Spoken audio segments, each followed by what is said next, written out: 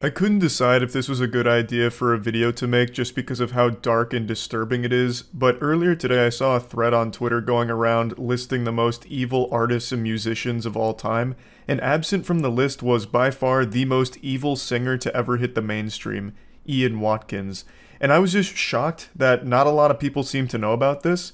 This was a story I followed as it unfolded back in 2012 because Ian Watkins was the frontman to my favorite band when I was a kid, Lost Prophets. In fact, if there's any archaeologists watching this and want to unearth some unholy relics, if you're able to find any re-uploads of my old Gears of War montages from 2007 and 2008, you'll hear Lost Prophets music that they're set to and edited in sync with. I used their music all the time in videos growing up because I was such a massive fan, so you can imagine how fucking disgusted I was when I learned the truth behind their singer. Ian Watkins' crimes are some of the most depraved I've ever read about, and in fact, the senior investigator said it was the most disturbing child abuse evidence he had seen in nearly 30 years on the force. And it's not an exaggeration. Ian Watkins was a serial child sexual abuser and even convinced some of his fans that were mothers to give up their kids to him to abuse, and would even convince the mothers to abuse their own children on video calls that he'd masturbate to. His sex crimes spanned years and even included the sexual abuse of a 10-month-old baby and attempted rape of a baby. Not only were his crimes some of the worst you could possibly imagine, but he was blatantly open about them as well. He'd even brag about fucking kids to some of his ex-girlfriends at the time. I feel like if the police officers had just asked him, "Hey, are you having sex with minors?" he would have hit them with a "hell yeah, brother," and then went up for a high five. The whole story of Ian Watkins and his arrest is also the story of terrible police work from the department. There were years of reports and people desperately trying to get him behind bars, and they just wouldn't look at the evidence. They refused to look at all of the overwhelming evidence that was constantly being provided to them. The reason he ended up getting arrested was on unrelated drug charges, and they just happened to find this absolute fucking mountain, like a goddamn Mordor. They wandered in there and happened to find all of this child abuse evidence, but they were there for drug reasons and continued to turn the other cheek and ignore all of the reports coming from victims or people that had already compiled evidence and submitted it to them. Now, like I said, he wasn't very secretive with what he was doing. He wasn't exactly like some kind of cunning, sly, criminal mastermind. He was very open with the fact that he was a pedophile. Just look at this excerpt here. Look at one of the passwords he'd use for his computer. Ian Watkins is a sick psychopath who's currently serving 35 years in jail, which isn't nearly enough for his crimes. And he's not remorseful about it either. Like, just read this quote here, where he said he did it for the mega lols, talking about abusing and raping kids. So anyway, after reading that Twitter thread about evil artists and musicians, I really think it's worth talking about this guy and his history, since it seems it flew under the radar for a lot of people. So I'm just going to give a brief summary of everything Ian Watkins and Lost Prophets related. As I mentioned at the beginning, they were my favorite band when I was a kid. Before I even got into rock and metal like with the other mainstream bands, I was listening to Lost Prophets. You know, this is way back in the day, but there was something called Pixo, which allowed you to make your own websites easily. And when I was in 4th grade, I made my own Pixo website called coldflames.pixo.com. Don't even bother searching for it. It's dead and buried 6 feet under, went straight to hell. Not even on archive.org. But on my Pixo website, the very first thing that would happen when you went there is the music video for Lost Prophets' Rooftop song would play. That's right, I was like an early adopter of the K-pop stan culture where they just spam music videos everywhere to farm views for them. That's what I did for Lost Prophets on my website. So their music video for Rooftops would play, and then if you went to any of the other links on the side, a different Lost Prophets music video would play. I don't remember everything I posted on that website. I know a lot of it was RuneScape related, like giving updates on my character. But when I was giving updates, you would always be having a Lost Prophets music video play, like Shinobi vs. Dragon Ninja or something like that. But yeah, all that to say, I was big into the band, so this shit hurt a lot learning about this. I've always had that mentality of you need to separate art from artist when it comes to things, but I've been unable to do that for this band. They were my favorite band when I was a young kid.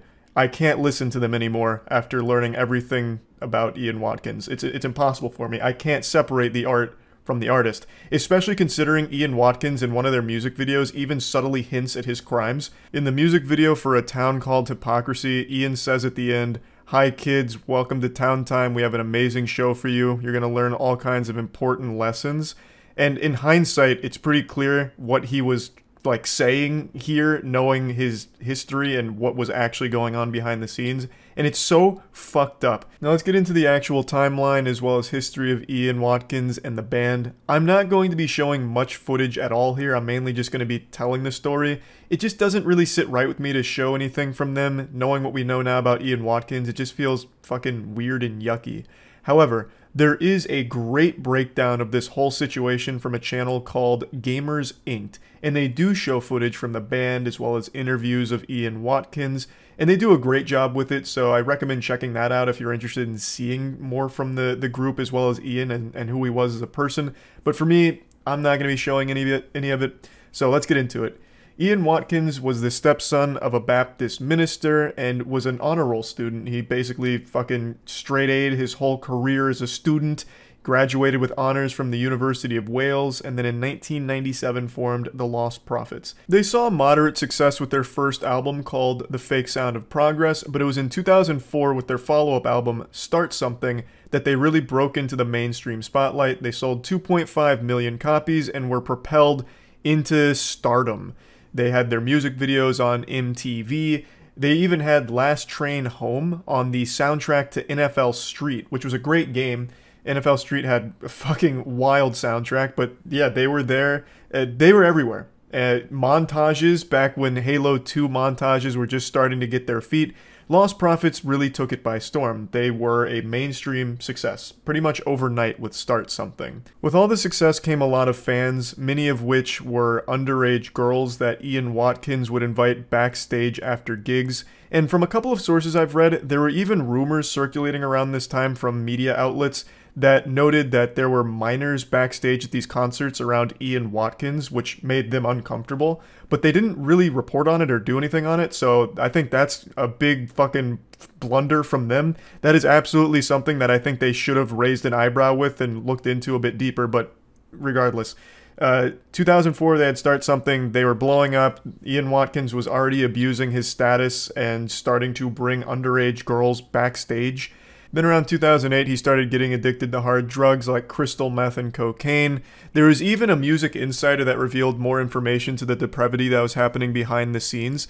They really blew the lid off the case of what was exactly going on back there. One of Ian Watkins' exes gave an extremely in-depth explanation for all of the awful shit that he was doing and interested in, from child pornography to bestiality to him believing he was invincible and untouchable. Her name is Joanne, and she spent years gathering evidence against Ian Watkins in order to get the authorities to take him in, investigate, and arrest him, but was ignored at every possible turn. I think Penguinz0 video does the best concise breakdown of the timeline here, so I'm just going to play a short clip from it before getting a little more in depth. But did find it strange that there were so many young girls around the band that often. Joanne began receiving disturbing text messages from Watkins in 2008, following an incident in a video discovered by the police, in which the two are having sex, and Watkins is heard to tell Joanne that he can't wait to get you pregnant so they would have a child to abuse. Joanne then received a text message from Watkins in 2008, in which he bragged to Joanne that he had sex with multiple underage girls. Joanne, disgusted by this, went to the police immediately that same day, but unfortunately this would be the first of many instances in which Joanne was ignored. It is worth noting that she did also say some horrible things to Ian. However, her side of the story is she was trying to gather as much evidence against him as possible to submit to the authorities to trap him and bring him to justice. So I think that's worth bringing up. She went to the police multiple times with her phone and laptop and asked them to look into it. Here's all the evidence, now please use it. And they never did. I don't know what their excuse was for not investigating further. Maybe because she was a sex worker for a time, so they didn't take her seriously, but they just wrote her off as an angry ex. Ian Watkins would regularly brag to her about having sex with kids. He would even send her images of actual, like, sexual abuse of children, and they just never took it seriously. At least, not until Ian Watkins was actually arrested, and then they launched a massive investigation and arrested Joanne for possession of those images that Ian sent her. So she got arrested for the possession of the evidence she was gathering for the authorities, who just weren't doing their job here. She was eventually cleared of these charges, but still, just an awful situation all around. He could have been stopped much, much earlier if the authorities had bothered to look into it even slightly. Because, like I said, he wasn't really hiding anything. There were a lot of rumors dating as far back to 2004 about some of the awful shit he was doing. Like, they could have just done the bare minimum and gotten this guy way before 2012. You know, in that time, how many more victims were there, you have to wonder. It also wasn't just Joanne that was submitting all of this evidence or making all of these claims against Ian Watkins. There were a lot of different people that came forward. For example, an Australian woman told police that Watkins was a child abuser and drug abuser. Her email even concluded saying, "Do not disregard this as it's serious." Nothing happened. There was other complaints, including intelligence reports about Watkins' drug use and sexual interest in kids that kept getting submitted to the South Wales Police Department that didn't get investigated. In March 2012, a woman even told police that Watkins may have sexually assaulted an 11-month-old boy, and then even described images that could be found on his computer if they searched. But they didn't search. Now, I'm going to look into the case just a bit, but I'm not going to go that deep because it's way too gross to talk about. It's so bad, in fact, that the judge that sentenced Ian Watkins, as well as the two mothers I mentioned at the start of the video that abused their kids for him, he said this: "Those who have appeared in these courts at the bar or on the bench over many years see and hear a large number of horrific cases. This case, however, breaks new ground. What you three did plumbed new depths of depravity." The full sentencing remarks can be found online, but I don't encourage anyone out there to read them because they will make you sick to your stomach. You will absolutely fucking puke. It'll ruin your whole day trying to read this. I'm only going to read a couple and bits and pieces of them. I can't read half of this shit. It's so fucking painful to even say. I'm only going to do a couple here, just to give you an idea of how bad this guy was. This isn't even the whole thing. So here, count 18 dates back to March 2007. You met after a Lost Prophets concert when she was a 16-year-old virgin. The prospect of taking her virginity excited you. You got her to dress in a schoolgirl's outfit and you videoed her and you having oral, vaginal, and anal sex. You asked her whether she enjoyed being your underage slut. At the end, you urinated over her face and told her to drink it. That gives you some insight into your attitude to young females at the time. Over 5 years before counts relating to count 19 dates back to August 2008. The girl was another fan, age 16. You videoed her having oral sex with you, and she is seen snorting white powder, which you told her was cocaine. This next part, I think, is going to be one of the most disturbing things you'll probably ever hear. This is in regards to the mothers, to one of them in particular. But you were a mother. Your infant was only 10 months old. A mother naturally loves, protects, shields, nurtures, and cherishes. Your infant would have trusted you implicitly. You betrayed that trust. What did you do? You had a detailed discussion with Watkins about the sexual acts to which the two of you were going to subject your infant. That's as far as I'm going to read, because then it goes into detail about what happened with Watkins, the mother, and that baby. And there is a video of it where they are sexually abusing a 10-month-old baby. And it's described in detail in the sentencing remarks. It is horrific. And this isn't all of it. Like, these were only 3 counts that I just read to you. It goes on and on and on. I think Ian Watkins is the biggest monster to have ever existed in any capacity as a celebrity or a singer, and just one of the most depraved individuals I've ever read about. They talk about the child pornography images and videos he has with kids aged 2 to 12. It's like an endless amount of the worst things you could possibly imagine. So yeah, I think the answer to who is the most evil artist or musician of all time is Ian Watkins. There's a long list of horribly fucked up celebrities out there, and I think Ian Watkins is somewhere towards the top of that list. That's about it. So yeah. I saw something really gross today that I just need to vent about. There is a pastor in Indiana named John Lowe II, which sounds like a generic NPC name in The Sims, and he went on stage in front of the congregation to admit to committing adultery 20 years ago, and received a standing ovation for his honesty. The crowd was cheering as if it was E3 and their favorite video game just had a sequel announced. A massive, uproarious round of applause, all because this guy publicly admitted to cheating on his wife And then it wasn't until the person that he had the affair with came on stage that they realized, maybe this isn't something to be happy about, because the victim was a 16-year-old girl that he molested and sexually abused at the church. In case you don't know, I'm Pastor John Lowe, and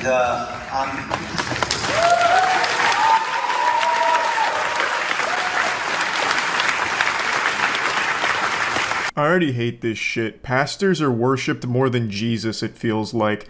I have absolutely no problem with religion or anything like that. As most of you know, I was an extremely religious youth. I got baptized twice just because I was afraid God might have missed the first one. And while I may not be religious anymore, I do still get it. But what I've never understood is why pastors themselves are treated like gods by the people that go to church. It's super counterintuitive. It goes against everything the Bible teaches. The people are there more to worship and suck the dick of the pastor than they are to, like, give thanks and praise Jesus. And it happens all the time, especially with pastors like Kenneth Copeland and Peter Popoff.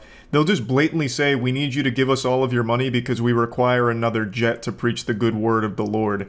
And people will happily just give up their family's entire earnings to the church, to the pastors directly, to support that greed. Just actual evil assholes. I'm getting carried away, but you can see it right away here, where they're just like shouting and cheering because this guy said his own name. Dude's up there to publicly confess to an actual fucking crime, and he still can't help but get cheered on like he's a rock star for it. I committed adultery. It was nearly 20 years ago. It continued far too long. It involved one person. And there's been no other, nor any other situations of unbecoming conduct for the last 20 years.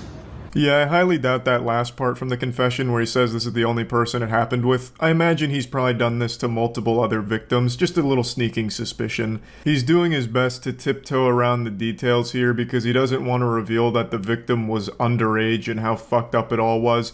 So he's being very careful with the way he describes the adultery. While applying church discipline for sexual failure, for repentance, confession, and restoration, I myself had not been disciplined for sexual misconduct. I will not use the Bible to defend myself or to beat you into scriptural submission. I'm not gonna lie, this part actually shocked me here, him saying that he's not gonna use the Bible to defend himself. That's like the #1 thing the Bible has been used for hundreds of years, to defend some awful shit because of a disgusting interpretation of what the Bible says. And what's even more shocking is the way that he describes the Bible here makes it sound like it's a chair in the WWE. He says, I'm not gonna beat you into scriptural submission. Bruh, it sounds like some kind of promo material that Hulk Hogan would have said, hey brother, I'm gonna use the Bible to lay the smackdown on you at the upcoming WrestleMania Raw. Meanwhile, I hope you believe God called you here. Meanwhile, I hope you believe that God called you here, perhaps for such a time as this. Amen. To believe, to forgive, to heal, so that God can reveal His goodness to you. Man, what the fuck are you talking about? I certainly hope there'd never come a time where the Lord calls me into church specifically to listen to some bumbling goober confess to molesting a 16-year-old girl. Why would he want me to be there for that? Why would he want any of these people to go to church to listen to that? Because I know it wouldn't be for forgiveness. No shot. Absolutely not. And what makes me really infuriated here, and I guess I can't really blame the people, it's not their fault, but them just like agreeing with him saying amen as if he's making a good point. When he's saying, I hope you believe God called you here for a time such as this so that way we can heal, forgive, and you might see His goodness. Phrasing it in a way where it's like, if you forgive me for my actions, then the Lord might be really nice to you in return. Can I get an amen, huh? You want a shiny new car? Well, you might want to forgive me for this crime. You know, the Lord might provide. I've committed to the Lord and now to you that I will submit to the process and recommendations of this board.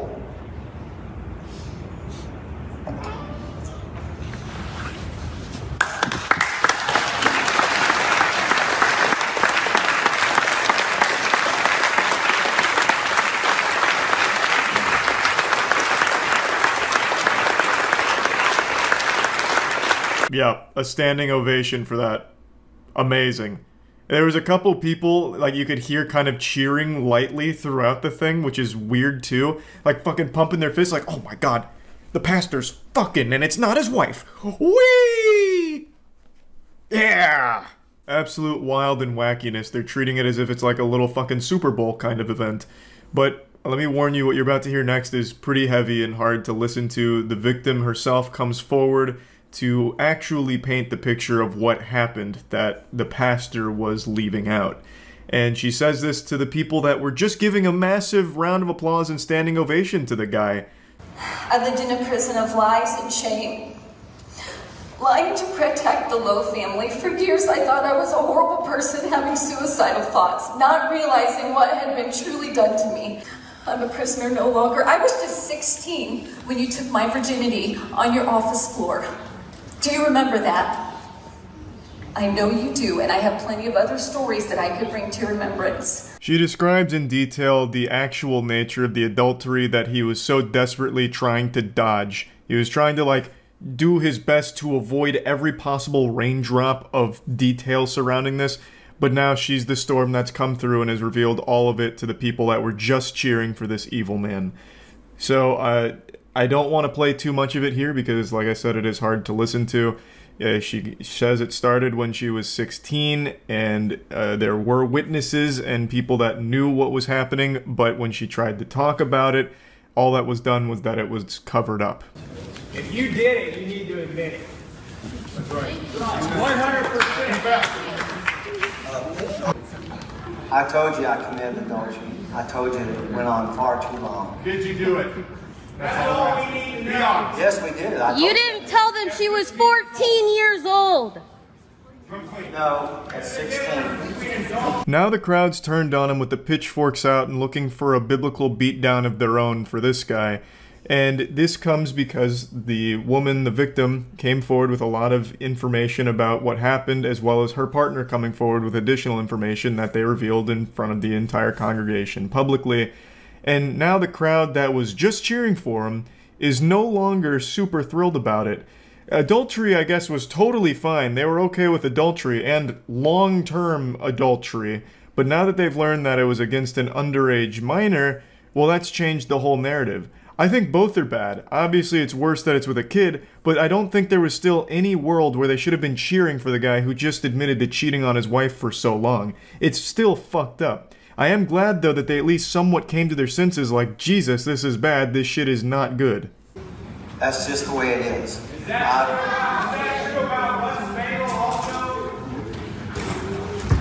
not all true, but that did happen, yes. And all I can do is ask you to forgive me.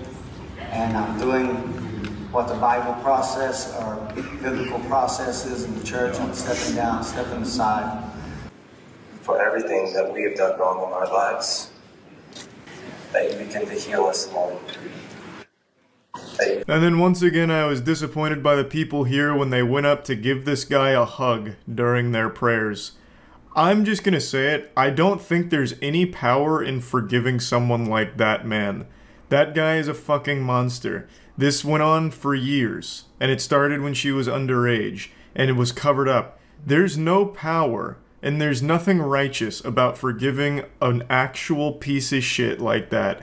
So the fact that after they learned all this information, after everything that was talked about during the service from the victim as well as her partner, after all of that, they still go up there and embrace him and seemingly forgive him, I guess, if the body language is anything to go off of. Just a horde of people go up there to give a giant group hug in the showers here, all up there huddled around each other like they're trying to recover a fucking fumble in football, all around that guy, who is a bad guy and doesn't deserve the forgiveness. Anyway, this video just made me upset. I wanted to talk about it, and that's really about it. So yeah. A couple days ago on stream, chat was telling me about something pretty gross. So fair warning, This topic's a little yucky. If you've got a sensitive stomach, this one might make you a bit uneasy, a bit queasy, perhaps. I'm gonna get a little political here for a moment, so really brace yourself. Just grip the sides of your chair real hard so you don't fall over. It's gonna get spicy. I think under no circumstances should a politician be allowed to run if they have a documented history of smearing poop on their body. And you know what, that may have angered a few people out there, but you know what, you sensitive souls, I'm gonna go even harder on this. You can't stop me, I don't care who it offends. I think if you have a documented history of eating shit, that should also disqualify you. And if in some unholy circumstance, you are an individual who has both smeared shit on their body and consumed feces, you need to be admitted, like, institutionalized ASAP. I'm talking about a German politician who went viral like a week ago, and I just learned about him like 3 days ago. His name's Martin. He had videos and photos of himself come out where he covers his whole body in shit. Apparently, he even covered a dildo in poop and started inserting it into himself. He put a bunch of poop on his mustache and gave himself like a Hitler stash of shit.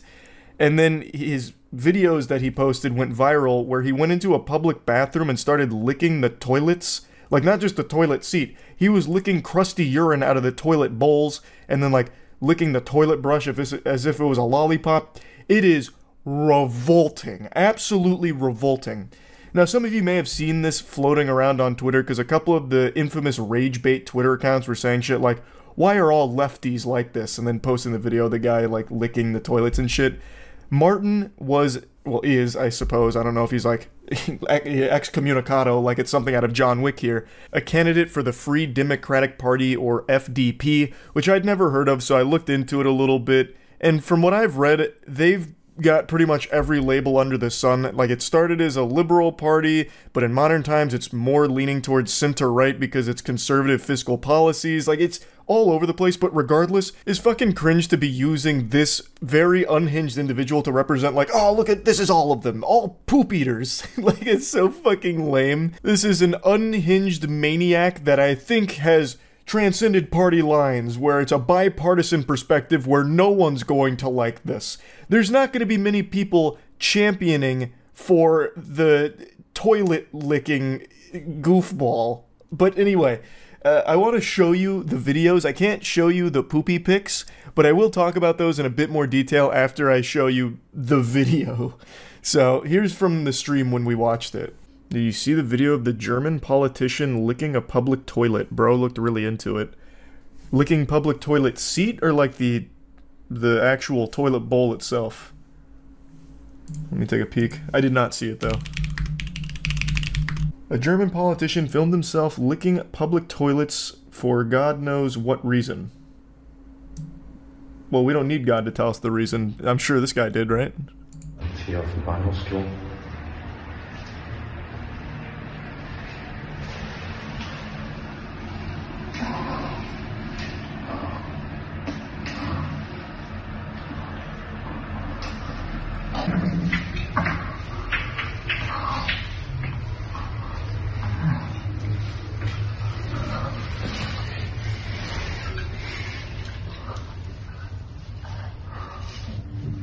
That doesn't look like a punishment. That man is super into it.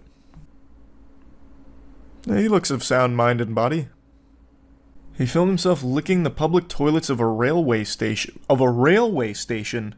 Wow, that's significantly more foul than I would have expected. He chose Ultra Nightmare Mode public toilets for this. Hey, can't fault the heart. He said, if I'm gonna do it, I'm gonna do it big. In one clip, however you say his last name, was seen singing the Nazi-era German national anthem along with... What is this word? I don't even know a bad word that starts with M. Motherfucking rectally with a sex toy? Oh, masturbating rectally with a sex toy. So it was more than just licking toilets. This guy had a full-blown episode here.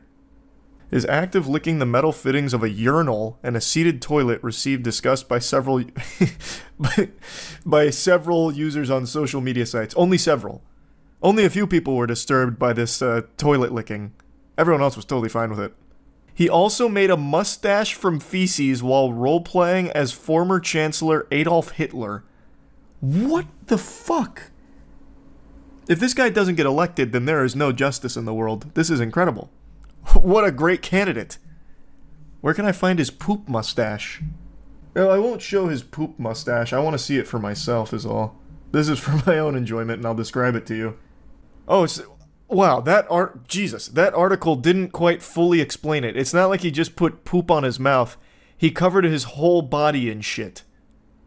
Well, I'm not too familiar with Martin, but now I am a little bit. And I don't really like it. He wouldn't get my vote. That video forced him to retire. Something tells me, and this is just a hunch, I'm not familiar with the political landscape of Germany. Something tells me just by listening to him for a second, right before he starts moaning into the urinal as he licks it clean, I feel like he probably wasn't in a good position to win regardless. Just a hunch. Just a hunch.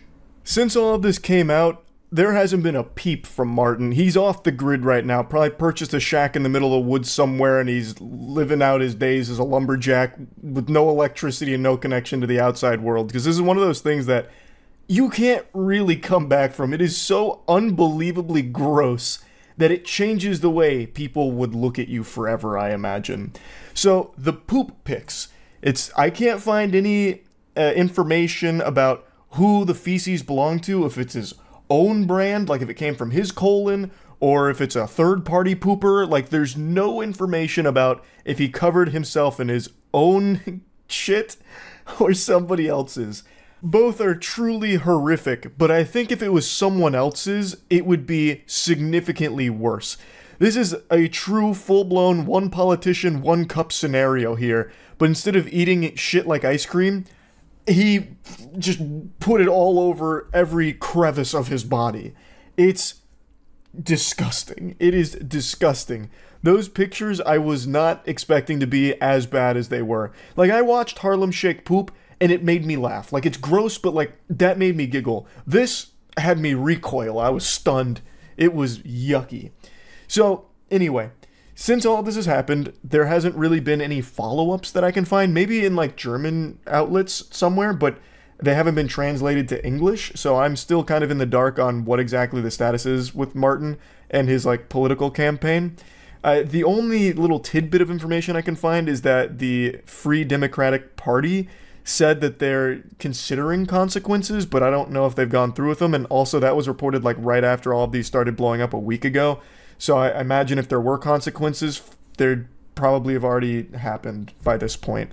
But again, I can't find any further updates on it. I have to imagine, though, this has truly taken a huge hit to his candidacy here.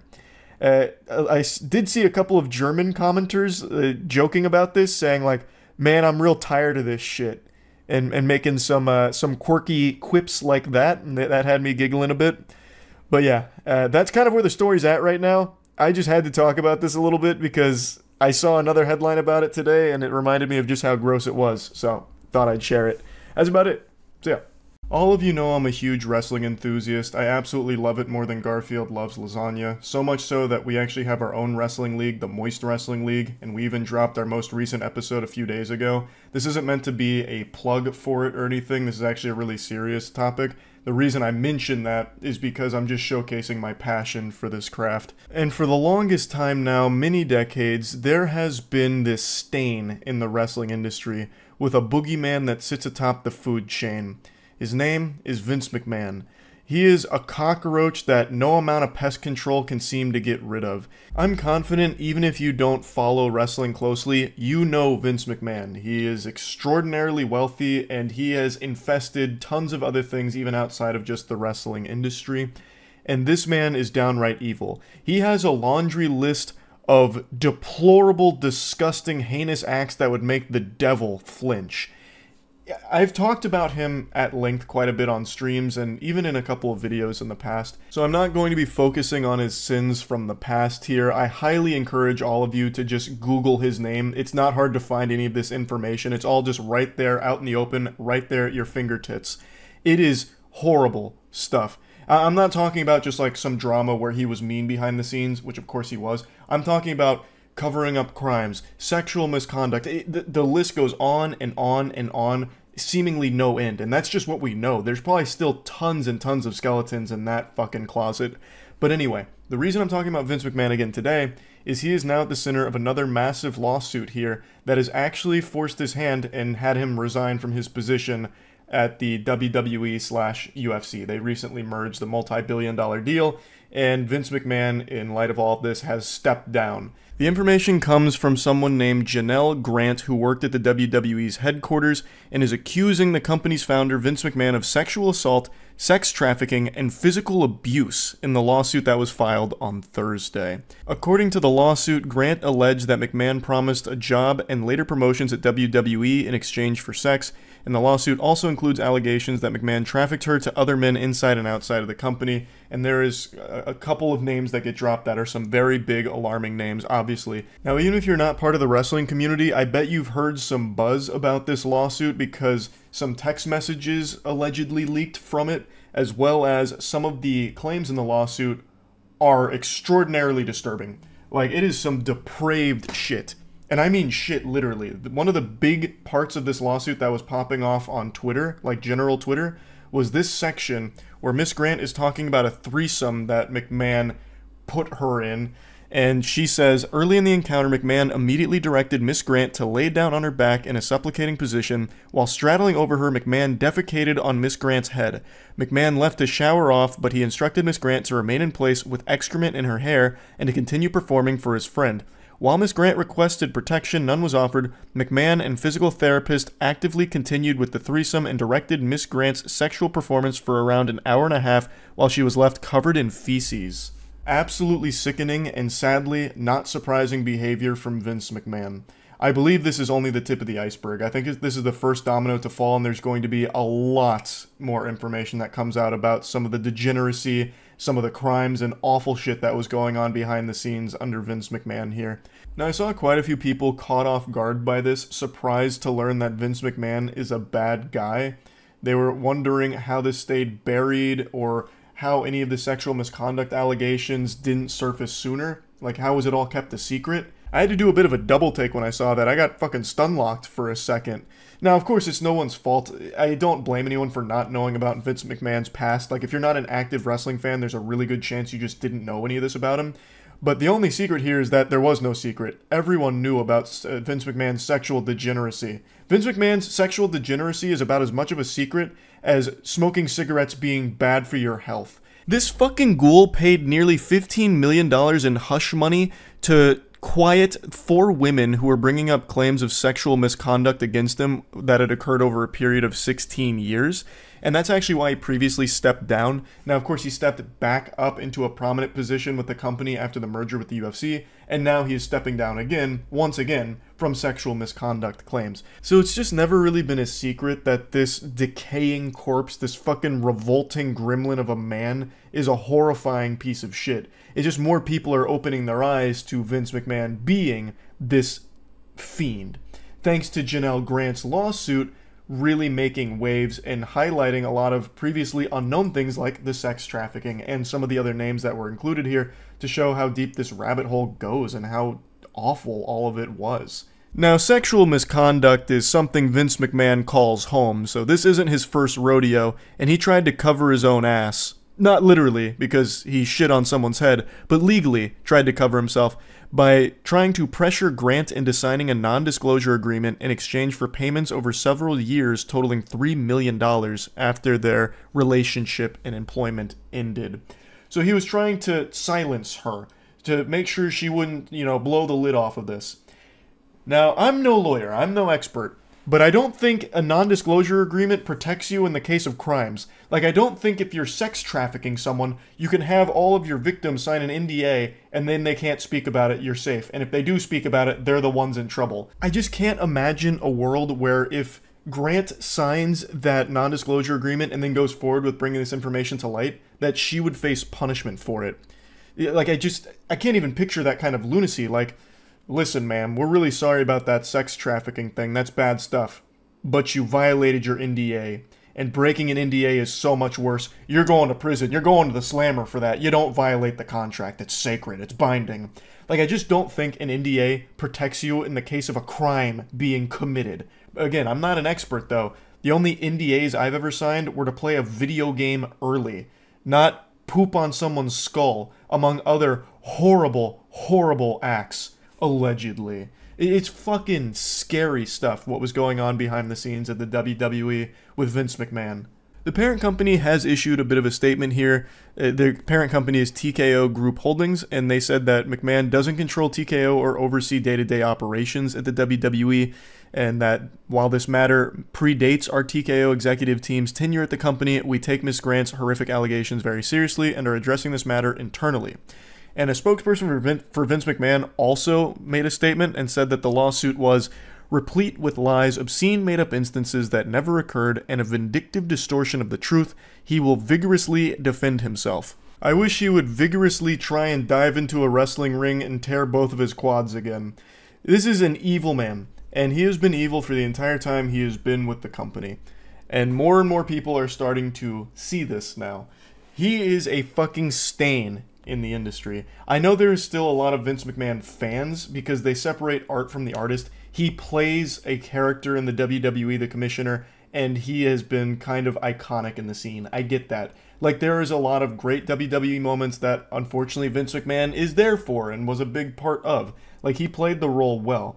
But as a person, he is terrible and a horrible person to have at the position of power that he does in the industry. He shouldn't be in the industry. He shouldn't even be outside of a fucking jail cell for the things he's done. Like, I can't separate art from the artist when it comes to something like this. I just can't do it. I know there are people that are, and I'm not, like, mad at you for it or anything, but I can't. He is just absolute trash, scum, the lowest of the low, and I will, of course, be keeping my eyes on this lawsuit as everything continues to develop here. I just wanted to give you, like, the very bare bones of it, like, the basics. There is so much to it. I urge anyone out there that's curious to take a look, but just fair warning, it is disturbing. It's very not pleasant to read. So yeah, just wanted to talk about it a bit. That's it. So yeah. Yesterday, Ava Kris Tyson of the Mr. Beast crew had a ton of evidence surface about horrible behavior with how they communicated with minors, as well as a past of really disgusting shit. A lot of people are calling the Season 7 writers of 2024 internet drama lazy because they're reusing a similar plotline. A lot of people drew comparisons to Dr. Disrespect recently being outed for talking inappropriately to a minor. There are tons of screenshots to showcase exactly what was being said to someone who was between 13 and 14 years old at the time, and it's fucking gross. It's completely unacceptable. Some of them were just public tweets right under everyone's nose. So Ava Tyson was an adult at this point. Lava was a child. And saying things like, I posted some fire nudes for you, please no share, and then other shit like, but not $5 pathetic JK kissy face, they seem to communicate a lot, even sending Snapchats. So here's one that says, coming for America, and then goes on to talk about being in a group chat and everything. And I've seen a lot of people try and cope and deflect saying like, oh, it's just edgy jokes, people are blowing this out of proportion. What a bunch of fucking nonsense. That's a load of hooey. That's dirty barnacles. That's ridiculous. Under no circumstances should an adult be communicating with a child in any inappropriate manner whatsoever. Edgy jokes between an adult and a child are still fucking gross. That's not like the slam dunk defense that some people seem to think it is.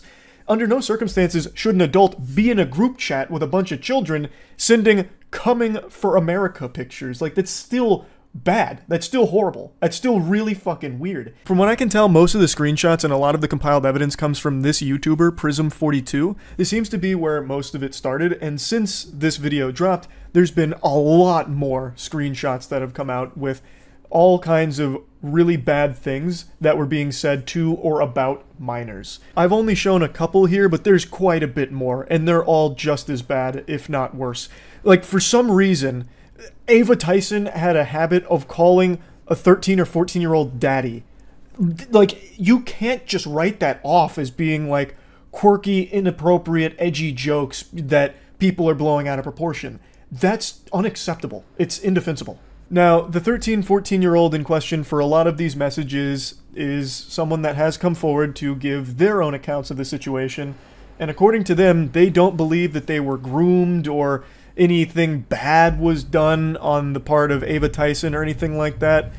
And I'll just go ahead and give my take on it here. I talked about it on stream, and I'm not trying to be some kind of armchair psychologist because I'm just, at the end of the day, a little reptile brain idiot. But I really do feel like in a situation like this, it's very difficult to process just how inappropriate or unacceptable something was when you lived it. I imagine that it's very difficult to view this as the person that you communicated to so closely for so long was actually evil or doing things that were wrong. But in reality, no child should have this kind of relationship with an adult where you're joking about sending nudes to a minor or making edgy jokes about coming for America. So while the person here might not feel like a victim, it really is completely unacceptable that Ava Tyson would be communicating with them like this. It really is, no matter how it's spun. Now, it is important to mention that right now, most of the evidence is screenshots, so I guess there is the chance that some could be faked, but some of them seem very hard to fake, like there's a video going through a Snapchat conversation with Ava. There's also confirmed things that were publicly tweeted from their account over the years, which I'll get to now. And it was also revealed that Ava Tyson had a history of being a Shadman enthusiast. Since all of the tweets have been deleted, it makes it very difficult to find the times that they communicated with Shadman or talked about Shadman and the art, but I did find this from Mudahar's video, who went to the Wayback Machine and showcased this tweet. And Mudahar censored it because the character does not appear to be over the age of 18. For those of you that know that name, that might have just triggered a Winter Soldier moment in your brain with your eyes rolling into the back of your skull, because it is so foul. Shadman was an artist who drew child porn. Now, when you hear that, a lot of people think that you're talking about lolly or lolly hentai type shit, which is characters that look like little girls but are actually 5,000-year-old vampires. Like, that's the meme. Fucking sipping from their Mountain Dew going, uncultured swine. You see, it's not actually a real child. This is a victimless crime. This may look like a 4-year-old girl, but you don't understand the lore. She's actually coming from a sophisticated line of goblin ogres, and she is over 400 years old. So it's completely legal, and you're weird for thinking that it's weird. But with Shadman, he wasn't drawing lolly. He was drawing real children sexually. So one of the most infamous cases was when he drew Keemstar's 8-year-old daughter in a pornographic setting. That actual fucking lunatic drew porn of an 8-year-old girl. That's not hearsay or anything. That is something that actually happened. And you know what's even crazier? I talked about this on stream. A lot of people supported him publicly. Like, a lot of people defended that. Back when Shadman dropped that revolting dog shit, there was a lot of people that were pumping their fists saying, "Go Shadman! It's Keemstar, who cares? Doesn't matter, he deserves it anyway. Shadman, do you take requests? Can you do this person's underage daughter next?" He received applause for drawing child porn. Let that shit marinate for a moment. So anyway, Ava Tyson has publicly tweeted about lolly, and in particular, there are tweets of Ava Tyson talking either to or about Shadman. A lot of the tweets are gone now because the Twitter account has been nuked, but there are archives of a lot of them. And one thing that still persists, and one thing that a lot of people have been showing, is that Ava Tyson may have actually commissioned a piece from Shadman, or at the very least, purchased a piece from Shadman. There's a clip from a Mr. Beast video where there is Shadman art hanging on the wall, belonging to Ava Tyson. I censored the close-up of the art for obvious reasons, but this is something that is irrefutable. The only question about Ava Tyson and Shadman's connection is whether or not a piece was commissioned or purchased. But at the very least, a piece was owned by Ava Tyson. And I don't think there's any wiggle room to just explain this away as some kind of innocent whoops-a-daisy moment of being ignorant of what the art was. With Ava Tyson having publicly talked about content and art like that, and then also owning a Shadman piece, I don't think it's some kind of coincidence. Like, I don't think it was an accident and they didn't know Shadman drew child porn.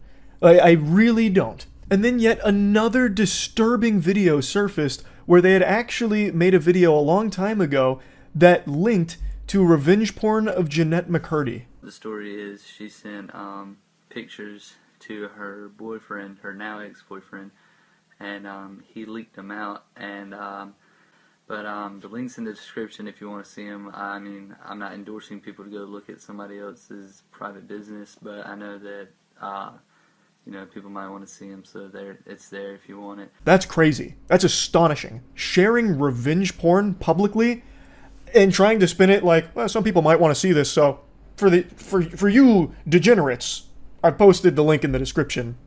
If you want to check that out. But you'd be weird to do that, and I'm not endorsing it. That's unhinged. Completely unhinged. So all of this started to hit the mainstream. More and more people started sharing screenshots as well as other chat logs, all kinds of things with a history of communicating inappropriately with or about minors. And in response, a couple hours ago, Ava Tyson did make a statement, and this is what was said. I would like to apologize for any of my past behavior or comments if it hurt or offended anyone. It was not my intent. Seeing recent events, we've mutually decided it's best I permanently step away from all things Mr. Beast and social media to focus on my family and mental health. That is kind of a textbook non-apology. It doesn't address anything. It doesn't talk about anything. It's just like this blanket boilerplate statement about stepping away. There's no denial of anything, no claims that some of the information is false, made up, fabricated, a lie, a fib, a bunch of malarkey, nothing at all. You would really think that if any of the information was wrong or faked, that would be one of the first things that Ava Tyson would want to set the record straight on. But that didn't happen. Even if it was something like needing more time, I really feel like that would have been expressed in the statement, saying, need more time to talk about all of these things that are incorrect. But again, that's not there. So they're assumed to be all correct at this point, and they're indefensible, the things that have come out here. As I was rendering this video, Ava Tyson dropped more tweets claiming that no one was ever groomed, and then states that the victim vocally supported that that's false. I again, already told you my feelings on that. I really don't think a child who has this kind of relationship with an adult would ever really recognize just how inappropriate it was because it became so normalized to them, which it never should be. It's a horrible thing, and there really is no excusing it in my eyes. Going further, there's an apology about unacceptable social media posts and then saying that it was edgy jokes and that it was unacceptable humor, that it's like a thing of the past and it's been misconstrued into things that didn't happen, and then not wanting the accusations to impact hundreds of people who work at Mr. Beast, which is why Ava Tyson has stepped away. I just don't think you can write off a lot of those social media posts as edgy jokes or edgy humor when you actually owned art from an artist who draws child porn. That's not a joke anymore. Haha, bought some child porn art. Like, that's not exactly side-splitting comedy. Like, I don't really think you can just go ahead and hand-wave that as being edgy and, like, old humor that you've grown from. And then some of the tweets about it and, like, requests, what's the joke? Like, what's the punchline of that? I really don't think you can just say, oh, it's just edgy jokes that are blown out of proportion. Sorry if people are offended by it. Like, that just doesn't really work to me. As of right now, there's been no response from Mr. Beast or anyone else on the team about all of this. So it remains to be seen whether or not Jimmy or anyone else on the team knew about these things or what's going on there. But as of me making this video, there's still no response yet. So this whole situation is obviously horrible. And there's a little bit more I want to talk about here, and it's something I didn't even think I'd ever need to talk about, but I guess we've reached this point in the internet where this is necessary. I've been being attacked on Twitter, just fucking dogpiled, about my ignoring the situation and refusing to speak on it, being too much of a coward to talk about all this, which is crazy to me. And then people saying like, oh, where was the same energy for where was the same energy that you had for Dr. Disrespect here? And it's crazy that I even have to talk about this. So last night during stream, this story was still breaking. Things were still coming out about this story. And I talked about it on stream last night. The same day all of these pieces of evidence were surfacing. I talked about it immediately. Once I became aware of what the evidence was out there and what the claims were and what was going on, I was talking about it right away. And I even posted a video that is highly edited and short, nice and concise, about the whole bare bones of the situation and my thoughts on it for the second channel, so that way even if you have the biggest brain rot and can't focus on a video for long, you can still finish that whole video and see just how bad this whole Ava Tyson situation is. So I talked about it immediately, but Twitter didn't see that video, and the ones that did wrote it off as, oh, he's only going to put this on his second channel because he's afraid to put it on his main channel. He didn't do that for Dr. Disrespect. He was like that with Dr. Disrespect. You are provably wrong. All you had to do was activate a few fucking neurons in your noodle. Check my Dr. Disrespect video. I posted it at, I think it was 9 p.m. on June 22nd. June 22nd is when my Dr. Disrespect video went up. The allegation against Dr. Disrespect was on June 21st. So what happened is, that allegation came out. I talked about it on stream. Dr. Disrespect made a statement as well the same day that I talked about on stream. Then the following day, almost a full 24 hours later, I made the video talking about it. And in this situation, it is the exact same timeline. I was talking about it as everything was unfolding. I even had a video go up on the second channel going over everything that was coming out, and now I'm making the full video about it 24 hours later. It's the exact same speed and same energy as the Dr. Disrespect situation. And the main person who started this lightning rod of accusations about me ducking it and refusing to address it is fucking Sneeko of all people. Yo, look out, Moist Critical is not going to go talk about the Kris situation because he wants to have the Mr. Beast collab.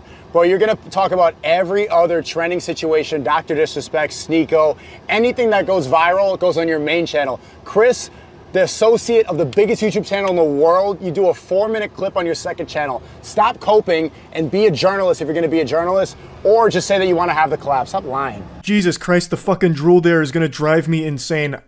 I need to go put on the fucking bathrobe here and give him PTSD or something. What do you mean it is a 4-minute clip? Because I did that so people like you who don't pay attention long enough could see my take on it and also get the bare bones information of what makes it so horrible. That's the reason it's a 4-minute clip on the second channel. It was never going to be the only video I made talking about it. I was always going to make a full breakdown of this because it's bad. It's a horrible situation.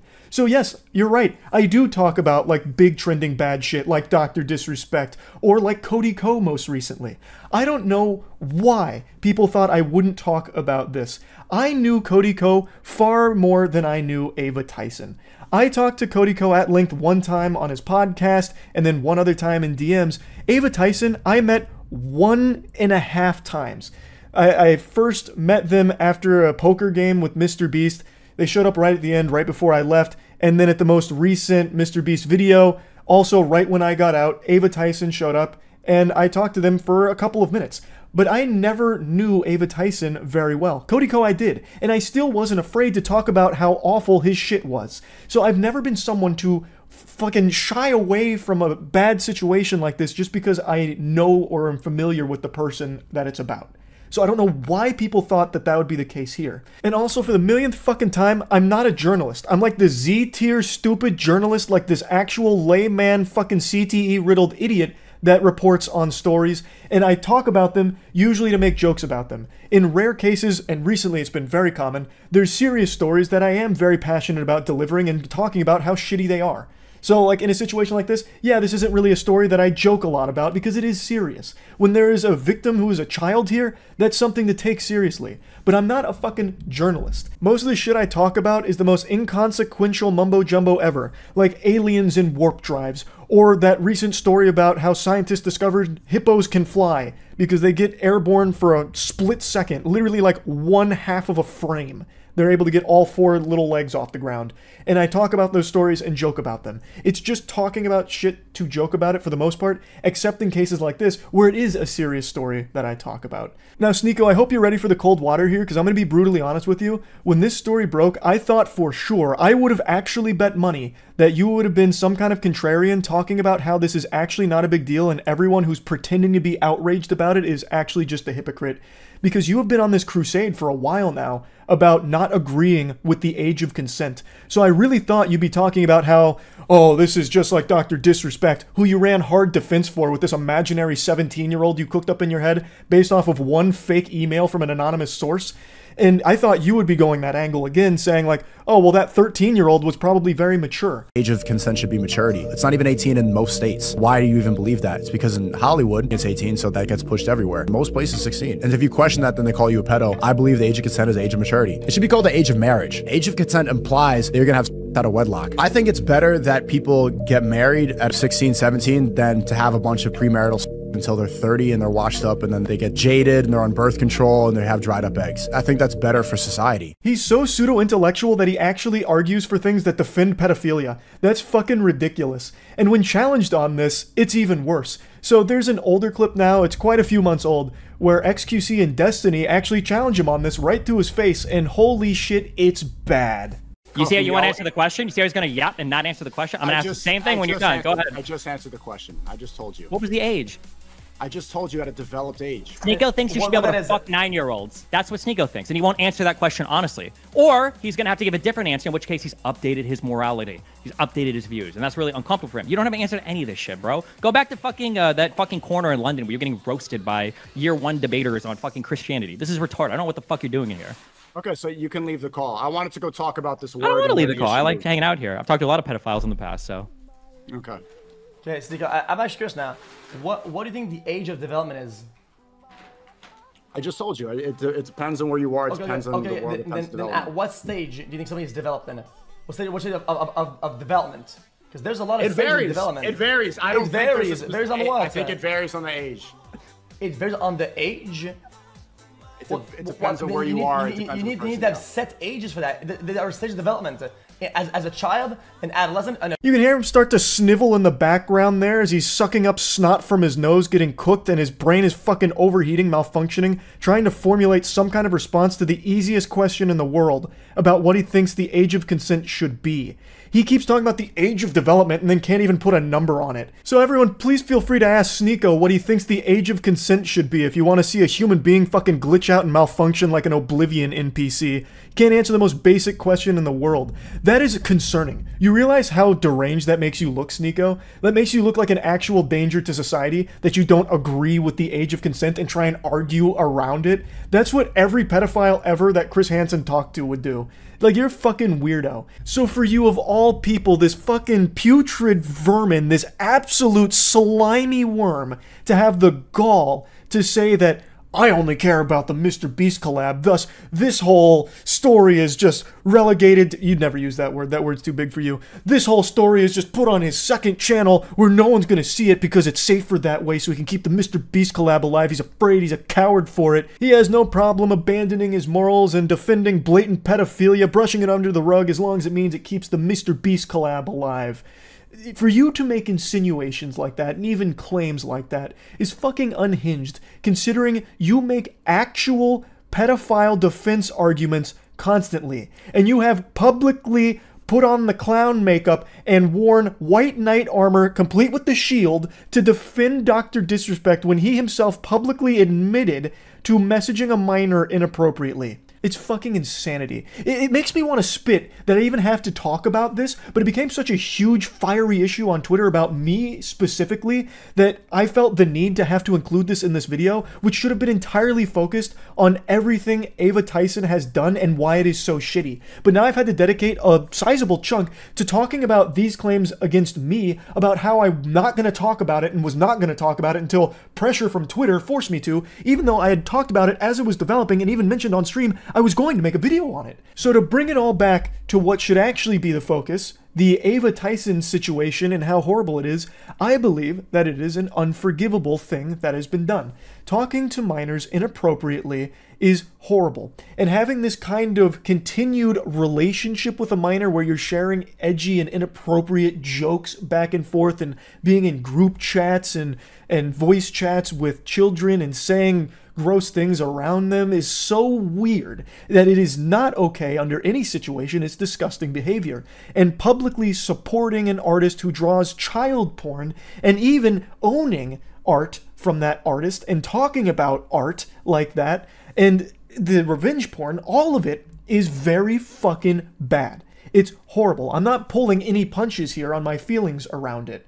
So yes, I wanted to talk about this, and that's really about it. See ya. This is a video I probably should have made 2 years ago, but the person it's about is a parasite who thrives off of attention and controversy. He himself comes forward and says he only does these things so people will make videos about him. His name is Penguinz0. He's the oh yeah yeah guy. It's the only thing he's ever done. It's the 15 minutes of fame that he continues to milk the very dry titties of to this day, to command a troop of 13-year-olds to harass, dox, threaten, and do all kinds of deplorable shit to other people online from all sizes. People that have 2 viewers on Twitch to big streamers to big content creators. He does some absolutely degenerate shit, and I truly think he is one of the most vile, foulest people to ever use the platform and abuse the power that he found online. I was never a fan of his content, but I never really had a problem with him as a person. It wasn't my cup of cum, but I didn't care.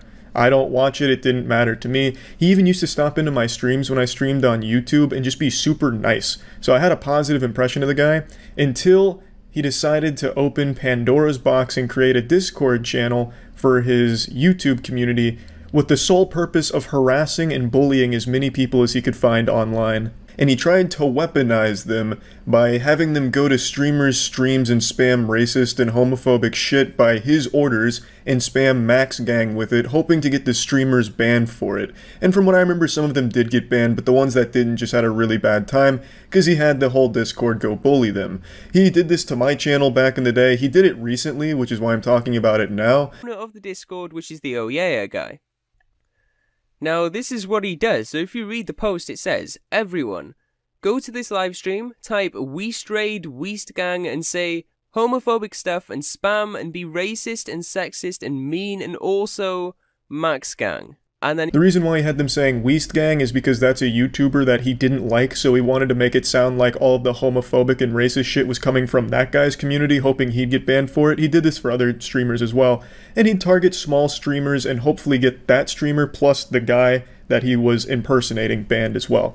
It was really just deplorable shit. And yeah, this is some horrible shit, but it gets worse. He also would have his followers go to other people's channels and force them to do things. Like there was a man that had a mental illness that he went to the channel and forced him to eat his own shit on stream. He was threatening and having his community threaten to find and kill him if he didn't do everything Max said. So, hold Mr. BTFO close to your mouth. It's time to eat him. To show Don't eat them. Just push through. You don't give a fuck. Eat all of it. For obvious reasons, I had to crop the video so you can't see him eating his own shit, but he also had him right on his stomach in his own feces. It's just extremely fucked up, and Max is laughing about it the whole time and threatening him through it. It is really hard to sit there and watch. It's like watching a fucking ISIS video. Like, it looks like this guy's being held captive by Max. There was also this content creator that Max targeted, a very small creator who was just making some things because he was having fun. He took his whole community to bully the shit out of him relentlessly. He ended up crying and profusely apologizing, begging for the bullying to stop, which, of course, Max didn't. Forgiveness. Just please stop harassing me, please. I beg for forgiveness. Please have mercy. Please. The guy was going through a really hard time. He started apologizing profusely, begging for the bullying to stop, which Max didn't let it. I'm not going to show you any of that because it's beyond disturbing. Penguinz0 would also have his community reach out to YouTubers and have a guy put things up his asshole, take it out and eat it for them, to try and disturb them and shock them. He would have live streams where he'd have his fans get naked and they'd make fun of the naked fans and have them do other gross shit, usually to their butthole. It's really fucking weird shit. Over the course of a couple months, Max then had his community dox Weast and then threatened to go to his house and kill him and his family. He then had his community target Weast's girlfriend, whose father had recently passed away, to insult her father and bully the shit out of her about her dad's passing. And he had this to say about it: there's no remorse because this guy is truly trash. The situation was bully Weast's girlfriend about her father, who had recently passed away. Okay. And then I saw this opportunity where she was like, oh, my dad died, and I sent some people, and, you know, that was because I wanted him to make a video. I still think maybe I probably shouldn't have done it. It was not my best moment, but I would do it again. There were a number of articles written about Max at the time by sites like Dixerto, talking about the drama and how Max had been accused of harassing Weast. Instead of denying it, he just did interviews where he shamelessly admitted that he had done it and that he didn't care. If I got him banned, honestly, I think that would have been funny. I don't really care that much about it. Max desperately craves attention. As he self-admits, the only thing he cares about is people talking about him and making videos and sucking his dick and sucking his asshole. That's all he cares about. So making a video is exactly what he wanted me to do. But the reason I'm doing it is because I feel like his audience that he has in his Discord right now, the one that's attacking my Discord because he told them to, probably doesn't know what kind of person Max actually is. I feel like the majority of people would be shocked to learn these things about Max, especially his stance on child pornography being shared in his community. Now, everything I've talked about up till this point isn't even the whole story behind this hemorrhoid. This is simply just the cherry on top of the massive queef cake that is Max. And that brings us to the reason and the biggest problem I have with Max and why I'm making this video today. He's recently popped his head out after hibernating for over a year, stewing in his own bodily fluids and filth, and he wanted to feel powerful again, so he set up another Discord to have people go in and harass streamers, and I was one of the targets. And when they targeted me, I mentioned saying Max Gang is like saying you're proud to be a pedophile. And the reason why I said this is because Maximilian himself will tell you the reason he remakes the Discord so many times is because his community shares so much child porn that he has to take it down because he worries that he himself will get arrested for it. Unfortunately, Max has scrubbed his entire Reddit and made it private, so all of the posts that were talking about the child porn plague that was sweeping through Maximilian's community, they're no longer there. His own posts about his stance on it are no longer there. However, I did find one thread that he overlooked where it does talk about it. It's this right here, where they're talking about someone that was sharing child porn, and that was the reason it was taken down. This is the only one that survived the purge of Maximilian's subreddit, and I don't know how Max handles these things these days, but back then, he used to defend it, saying that the sharing of child porn was just an inside joke of his community. And he also took down people's videos that were talking about this. Like, here's a link to one, which is no longer available because Max struck it down. People were calling this out. People were talking about how Max is cultivating a community of people that are sharing child porn. Now, while you can't control every lunatic that's gonna watch your dog shit Fortnite trolling videos, you can control your response to it by banning them and making a statement saying that this shit is not okay. I've never seen Max say that. The only statements I saw him make in the past were that it's just jokes, and that's why he's remaking the servers. That's beyond fucked up, Max. It's an actual fucking felony. You can't just say, oh, no. You see, the child porn, it was just a goof. It was just for laughs, you know? Just, why aren't you laughing? Now, maybe Max handles these things totally different these days. Maybe he's went on a full soul-searching journey, locked himself in a sensory deprivation tank for a full year to find himself, and he realizes that the sharing of child porn isn't just hearty giggles and that it's wrong. Perhaps, though it doesn't seem like he's any different than he used to be 2 years ago, considering he is still making these Discords and having his community harass people and do deplorable things on his behalf. And he still makes weird jokes about himself being a pedophile. Like, here's what he said in his Discord after I said what I said on stream. Like, what the fuck is this, Max? Classic side-splitting comedy from Max. Ha ha ha. Yeah, you're a pedophile. Ha ha ha ha. Good one, Max. So yeah, this is the Max that I knew, which is why I said those things about his community. Now, I do want to apologize because I shouldn't have made it a full blanket, because I know for 100% fact there's a lot of people in his Discord and in his community that don't know these things about Max, and I don't think they would feel comfortable supporting someone that thinks child pornography is just a joke in his following. That doesn't strike me as something many people agree with. So I do want to apologize to people that I hurt by saying those things when you probably just didn't know these things about Max to begin with. If you only watch his shitty content, you don't know what he's doing on Discord, and I realize that now, so I do want to apologize for that. However, if the community has to be remade over 50 times on Discord because child porn keeps getting shared, wouldn't you say there's a problem with that? I mean, you probably wouldn't, Max, because you used to defend it saying that it's just jokes, but most sane people would probably say that there's a big issue. But anyway, I just wanted to share some of these. This isn't everything. He's been doing this for years on a private Discord that he only allows X amount of people in for like an hour, and then he shuts it all off. He doesn't do any of this on YouTube. He doesn't do any of this publicly because he knows how fucked up it is. And I do want to again apologize to people that didn't know about these things and just think I was insulting them. I understand understand that not everyone was aware of these things about Max. There's a lot more, but it'd be like an hour-long video to go through all of it. So just understand that I didn't mean it personally towards people that didn't know this dark side of Max, where he's a Sith Lord of actual degeneracy. But yeah, anyway, that's about it. So yeah, in the pursuit of clout, nothing is off limits. Even if someone is dead, that doesn't exclude them from being part of an epic YouTube video. That body will be filmed and paraded around for some views online. No price is too high for YouTubers to pay if it means views on their channel. You remember Daddy05, the channel where it was a family abusing their kids for views? Well, that's not exactly uncommon, I would say. There's a lot of really bad family content on the platform. Not all of it's bad. There is some, like, genuinely wholesome families. But one thing that I've always took issue with some of these channels is it feels like they use their kids as a prop for their own narcissism and just using their kids for views. I sometimes just get the impression the parents don't even view their kids as human beings, just these little piggy banks that are like a vessel for them to make money off of. And today we took a disturbing look behind the scenes of one of these family channels where the creator accidentally uploaded an unedited version of a video that she made.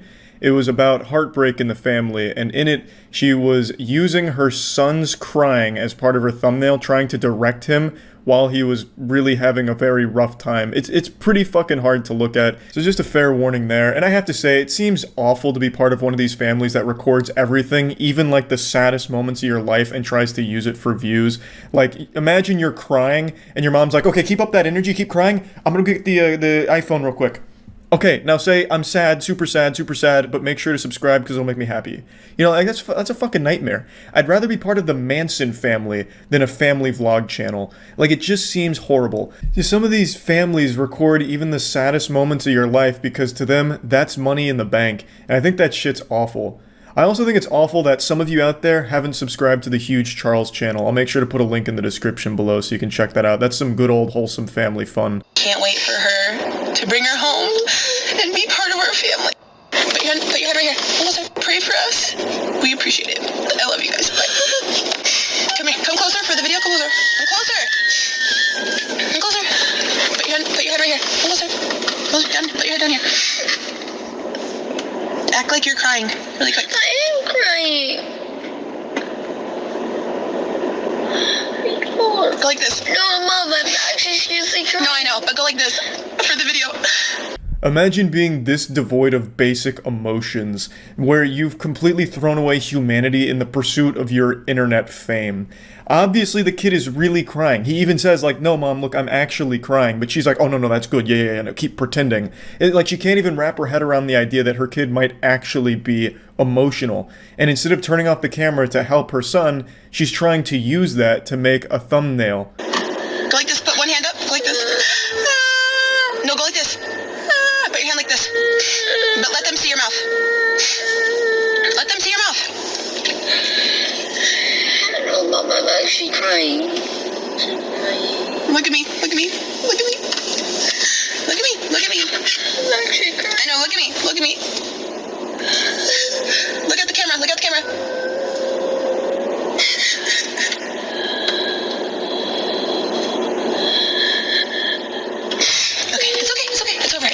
Exquisite work, masterful directing here. She really captured the misery and trauma wonderfully in the thumbnail. No doubt, easy million views there.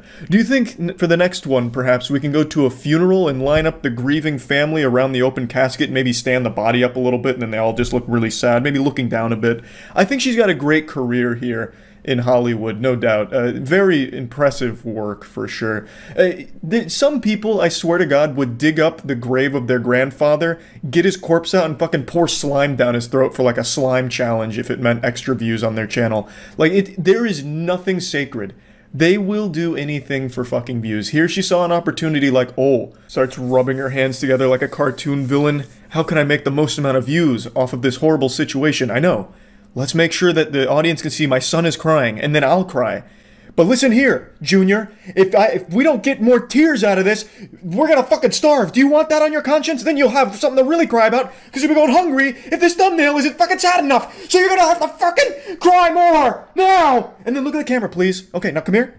Okay, good. Alright, excellent.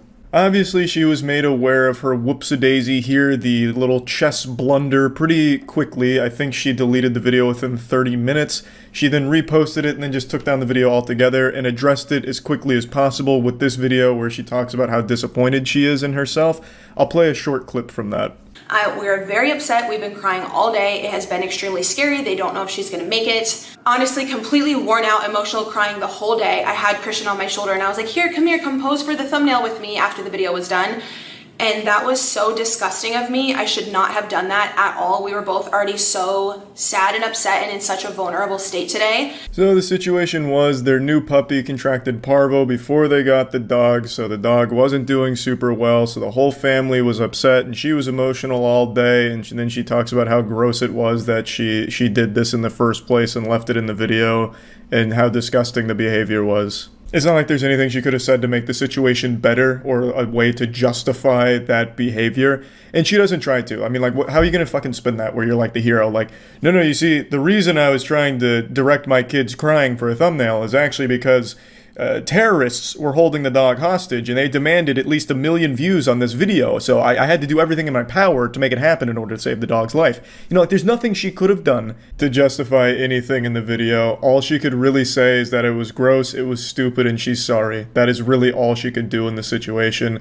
One thing that I would also like to mention is the fact that she keeps saying how emotional she was and that she was like really crying all day and just super emotional overall. I don't necessarily get that perspective from the short clip I watched because it seems like she wasn't crying and it seems like she hadn't been crying. It looks like she hasn't cried since Jersey Shore got canceled. So I don't know if she necessarily was that bothered by it or if like the entire day she had planned on making a video about the situation, so she went into like YouTuber mode where she wasn't allowing herself to be emotional on camera. I don't really know. But overall, there's just not a whole lot she could say or do here to make anything that much better. So she's just upfront saying everyone was right, this was gross, this was stupid, and I'm sorry. She doesn't try and like spin this in any way like, no, you guys are wrong, this didn't happen that way. She's just upfront like, yeah, this is fucking gross and disgusting. So, I mean, that's good at least that she admits that. But one thing that left a sour taste in my butthole, though, is that in the apology video, she also brings up the harassing DMs and shit that she's gotten. Now, of course, I never encourage harassment. This is also why I'm not putting her name anywhere in this video. I hate when people go out of their way to harass someone or send death threats or any fucking degenerate garbage like that. She's absolutely right to call those kind of things out. But why do it in the apology video? It kind of makes it feel like, okay, I fucked up, but you should also feel bad for me because as a result of this, I'm getting this kind of horrible stuff.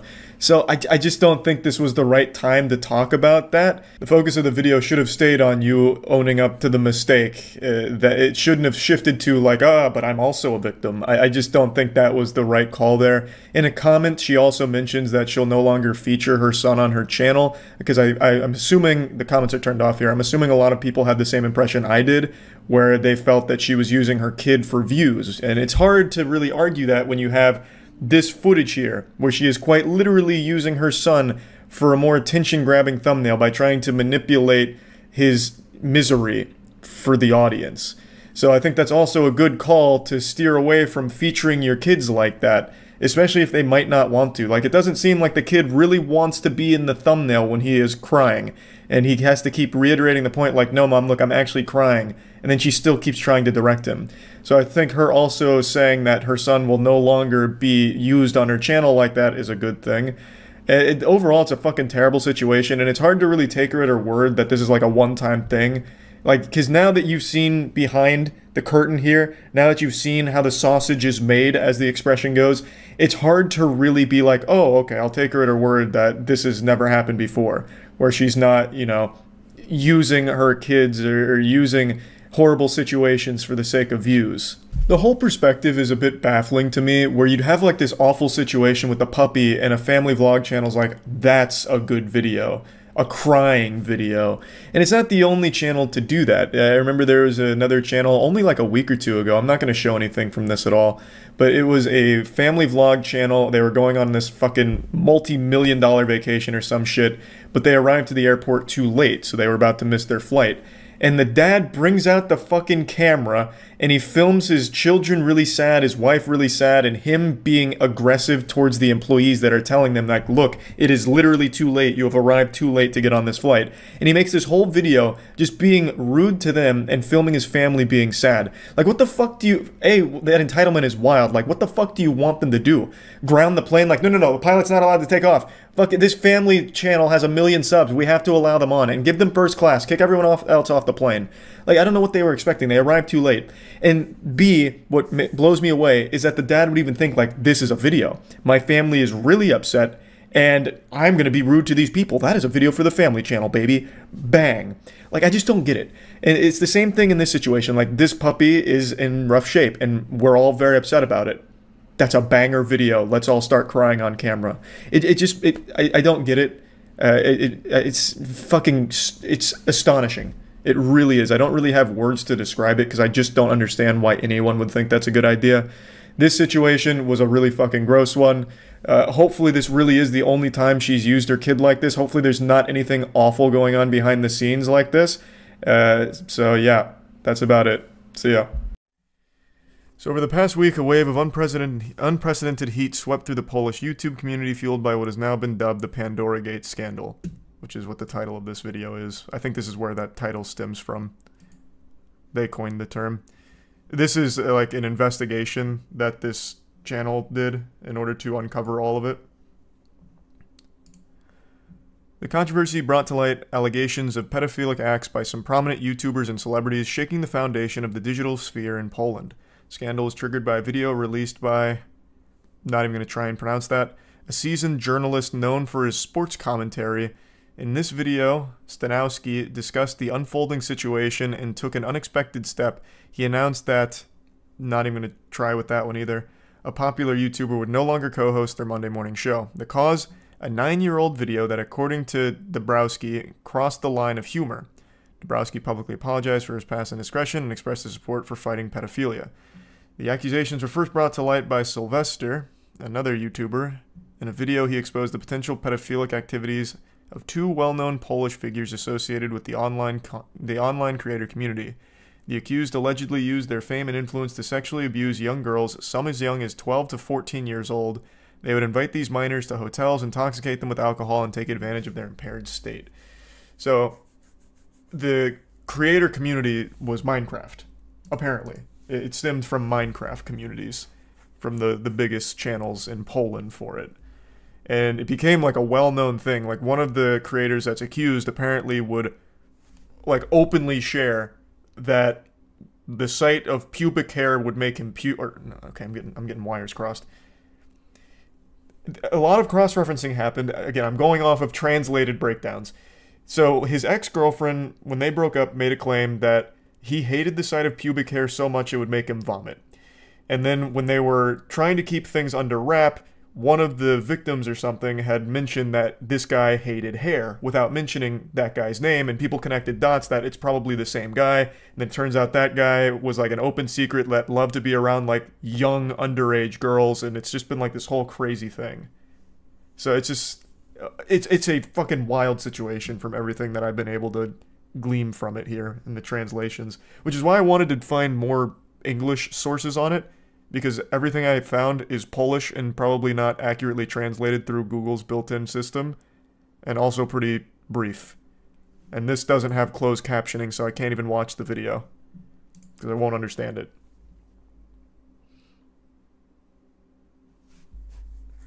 Oh, I'm sure that blockchain game's gonna go hard, Obi-Wan. Those blockchain games are great. Classics.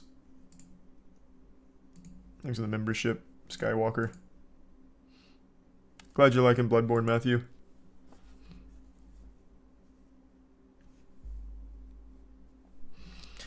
The revelation sent shockwaves through the Polish internet community, particularly among YouTubers. The public outcry was immediate and significant, with a large section expressing disgust and disappointment at the actions of the accused individuals.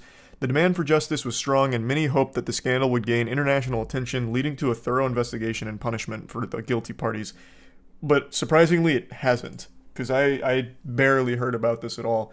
Even though one of the streamers went live was it last night or the night before? I don't know. One of the streamers went live on YouTube a couple nights ago to go over more evidence and like react to more evidence that came out and like someone's side of the story. He had 400,000 concurrent viewers on YouTube,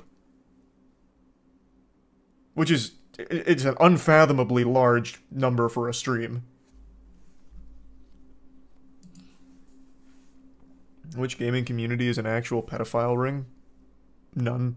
But if you want like the community with the most pedophiles, I actually don't think it's Minecraft, it's Roblox. That'd be my guess.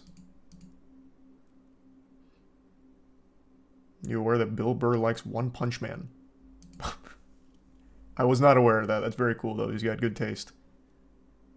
And someone just mentioned the Ring Doorbell $1 million bounty or whatever for the aliens.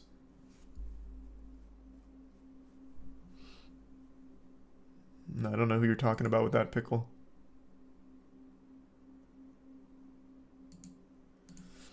Hi, Hero. And hello, Jason. I haven't listened to the new Drake album. The Polish government and justice system have responded to the scandal. An intensive investigation into the matter has been ordered by the Minister of Justice, with the regional prosecutor overseeing the proceedings. However, the investigation faces some obstacles, as some individuals implicated in the report are not present in the country or are residing outside Poland. The scandal has also prompted discussions with the online creator community about the unchecked influence and power of popular figures. Concerns have been raised about the need for more stringent rules and regulations to protect young and vulnerable individuals from exploitation and abuse on social media platforms. The Pandora Gate scandal has raised critical questions about the responsibility influencers hold and protections needed for minors online. Number one protection for minors online is active parents. I just don't think kids should be allowed to unmonitored go on the internet. Full stop.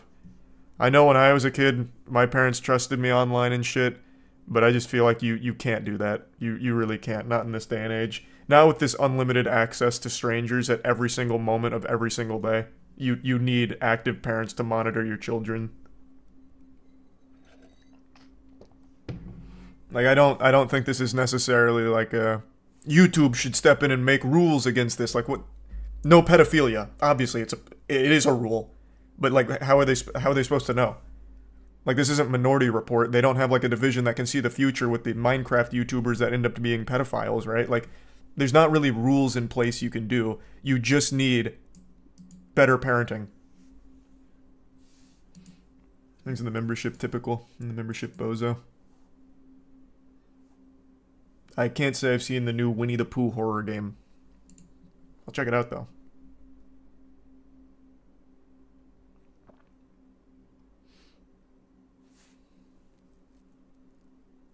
Did you ever skydive? No.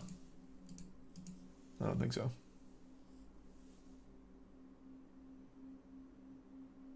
Wait, no shot that happened, James. If you're being serious, send that to Matt's Twitter. There's no way you got paid a visit by the same person. That'd be fucking crazy. His Twitter is Super Spicy Matt, so if you're being serious, tweet it at him. And no, Rami, when have I ever talked about things like that? So of course not.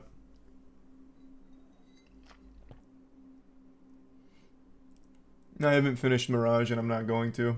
I just haven't enjoyed it. These are 10 gifted members, Ethereal. And thanks, Travelus.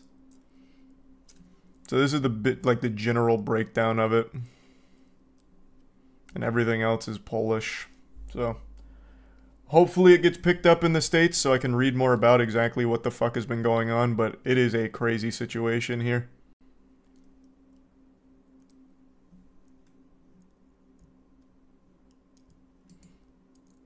What makes a good villain in this story? Well, it depends, man.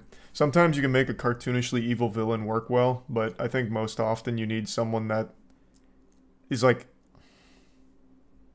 You need like charisma and you need like a very good motivator that's not just super baseline and super silly. So like some of the best villains are the ones that you never really see coming as a villain, like a slow transition. Like Code Geass, my favorite anime. The main villain becomes... Well, okay, I don't want to spoil anything, actually. But I think the gradual... Attack on Titan is another good one. The main villain is someone you never would have expected it to happen to. Those are the ones that really stick.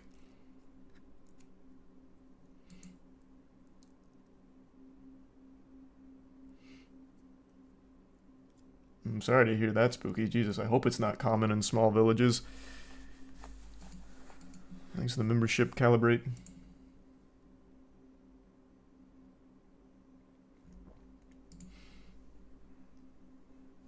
I think everything's having problem with trash overflow. Sorry to hear it though, Will. Hope they get it together. You know about the BMT cop guy? Fuck no, I have no idea who that is. Thanks for the membership, Rico.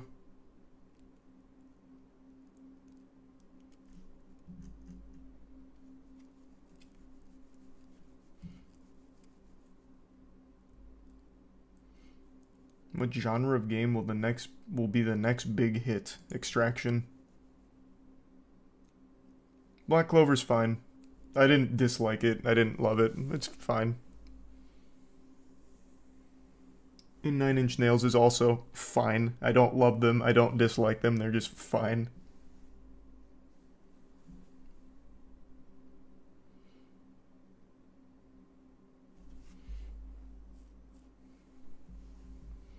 You talked about the bedbug epidemic in France? I don't remember if I talked about that or not. I saw that like a week ago. Bedbugs are scary. God bless. Stay safe out there in France.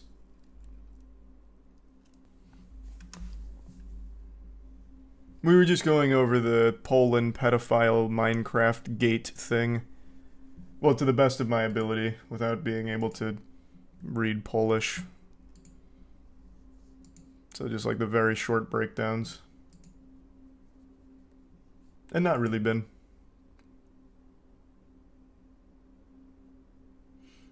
Thanks for the membership, Icy. Worst celebrity? James Corden. Well, I mean, there's like worse celebrities in terms of being evil. But as far as like a non-evil celebrity, James Corden just sucks. His biggest crime is just being super annoying. And not entertaining. Thanks for the membership, Kabibi. What's your take on the Powerball now? The same as always, you're not going to win. Just a waste of money. Thanks, James. I'll make sure he sees it. Today we're going to be talking about a pure evil YouTuber that was just arrested for some truly heinous stuff. This is not a goofy topic at all. This is going to take that smile off of your face faster than if you had watched a James Corden clip. This is the story about Ruby Frank of the very popular parental advice / parenting blogger / family YouTube channel 8 Passengers, which is already a really creepy name, by the way. 8 Passengers does sound like some kind of cult. 8 Passengers sounds like the title to a horror movie. And unfortunately, that's not far off, because the woman behind this YouTube channel, Ruby Frank, is basically a monster out of a horror film. Ruby Frank and her business partner, Jody Hildebrandt, were arrested this week, and they're being charged with 6 counts of child abuse. Now, Ruby wasn't alone with the 8 Passengers YouTube channel. Her husband, Kevin, was also prominently featured in there as well. But for some reason, he's not mentioned in any of this right now, aside from a couple of mentions that he's just trying to keep the family together and help the children through this difficult time with Ruby being arrested. But I can't imagine a world where Kevin was somehow oblivious to all of the abuse the children suffered in that household. There's no way Kevin didn't know what was happening. Unless he's an absolute fucking lobotomite zombie, there's no way he didn't know what the children are being subjected to. I just can't imagine a single multiverse possibility that Kevin is squeaky clean in this situation, just totally innocent, had no idea what was happening to the kids in that house. Especially considering in 2020, Kevin was front and center fighting on the front lines to defend himself and his wife against abuse allegations, defending their parental style. I'll go into a bit more detail on that situation a bit towards the end of the video, but basically, some viewers were really concerned for the safety of the children based on what was being presented in some of the 8 Passengers videos, as well as what was being discussed, such as taking away one of the kids' food privileges, as well as one of the kids' bedroom privileges, and eventually they tried to get CPS involved, and CPS did get loosely involved, but the whole time Kevin was defending the actions that they had been taking with their parenting. So, like, I don't believe that he didn't know about all of the abuse that was being suffered in that household by the children. But since right now it's only Ruby and Jody who have been arrested, I'll focus on them. They go over some of the stories and videos that she would proudly post on her channel, where she just openly admits, proudly, almost bragging, about torturing her children. She built a reputation as being a strict parent with a strict parental style, but strict is not the right word for it. This isn't like some kind of teacher that's like, hey class, settle down, no fishy business, we got work to do here. And this isn't even strict like, you know, your fucking basic training drill sergeant or anything. The way she treats her children is like the way prisoners are treated at Guantanamo Bay. She fucking posted a video where she was laughing about not feeding her daughter any food because she was punishing her. And she even said that she hopes nobody gives her daughter any food because if she did, then the lesson wouldn't be learned. She was starving her daughter as a means of punishment. And it only gets worse. I learned about this on stream, so I'm going to go ahead and show you some of the clips and go over some of the stories that were shared. I think it's important to mention that this was not some small obscure channel. The content they were posting wasn't just being banished to the Shadow Realm immediately with no eyes ever being on it, no one ever seeing it. This was a huge channel. 8 Passengers had 2.5 million subscribers. I know it's become somewhat of a trend in journalism to try and like clickbait headlines with things like famous TikToker arrested for DUI and jiggling butt cheeks to Doja Cat Say So on the side of the road. And you read that and it's very eye-catching because it's like, famous TikToker, oh shit, well who was it? And then you'll read the person's name in the article about the crime and then you'll check their TikTok page and it turns out they have 50 followers and all they do is speculate on anime power levels, and it's like, well, not exactly a famous TikToker, but it's 2023, so everyone has some kind of social media presence and journalists will oftentimes just connect it to that. So famous TikToker does this or famous Twitter shitposter does that, even though they're not exactly a famous TikToker or this and that. But in this case, it really is a famous YouTuber, a very large YouTube channel that gave tons of parental advice for a very long time, had a very successful family vlog, and then even went on with Jody Hildebrandt to start doing life coaching and general life advice. All the while, she'd been abusing her children the entire fucking time. I don't know, there's something about that picture that's super eerie. It reminds me of something out of like Midsummer. A Utah mother known for chronicling her strict parenting style was arrested after one of her children ran to a neighbor's house seeking help. Her channel name was 8 Passengers. They had 2.2 million subscribers. Ms. Frank hosted the now-defunct YouTube channel 8 Passengers, where she posted videos about her parenting approach with her 6 children, including refusing them food as a form of punishment. Wait, and she did this on YouTube? My kids are literally starving. I hesitate to say this because it's going to sound like I'm like a mean barbarian, but I told the kids, I said, I'm not even going to let you eat breakfast until you get your chores done. The red flags were all there. She was hiding in plain sight. That's actual torture. You can't do that. Miss Frank and Miss Hildebrandt were each charged on Friday with 6 counts of aggravated child abuse, according to the Washington County Attorney's Office. Each count carries a maximum sentence of 15 years in prison and a fine up to $10,000. According to the affidavit, Miss Frank's 12-year-old son, identified as RF, climbed out of a window of Miss Hildebrandt's home and went to a neighbor's house on Wednesday morning asking for food and water. The child had duct tape on his ankles and wrists as well as open wounds. He appeared to be emaciated and malnourished.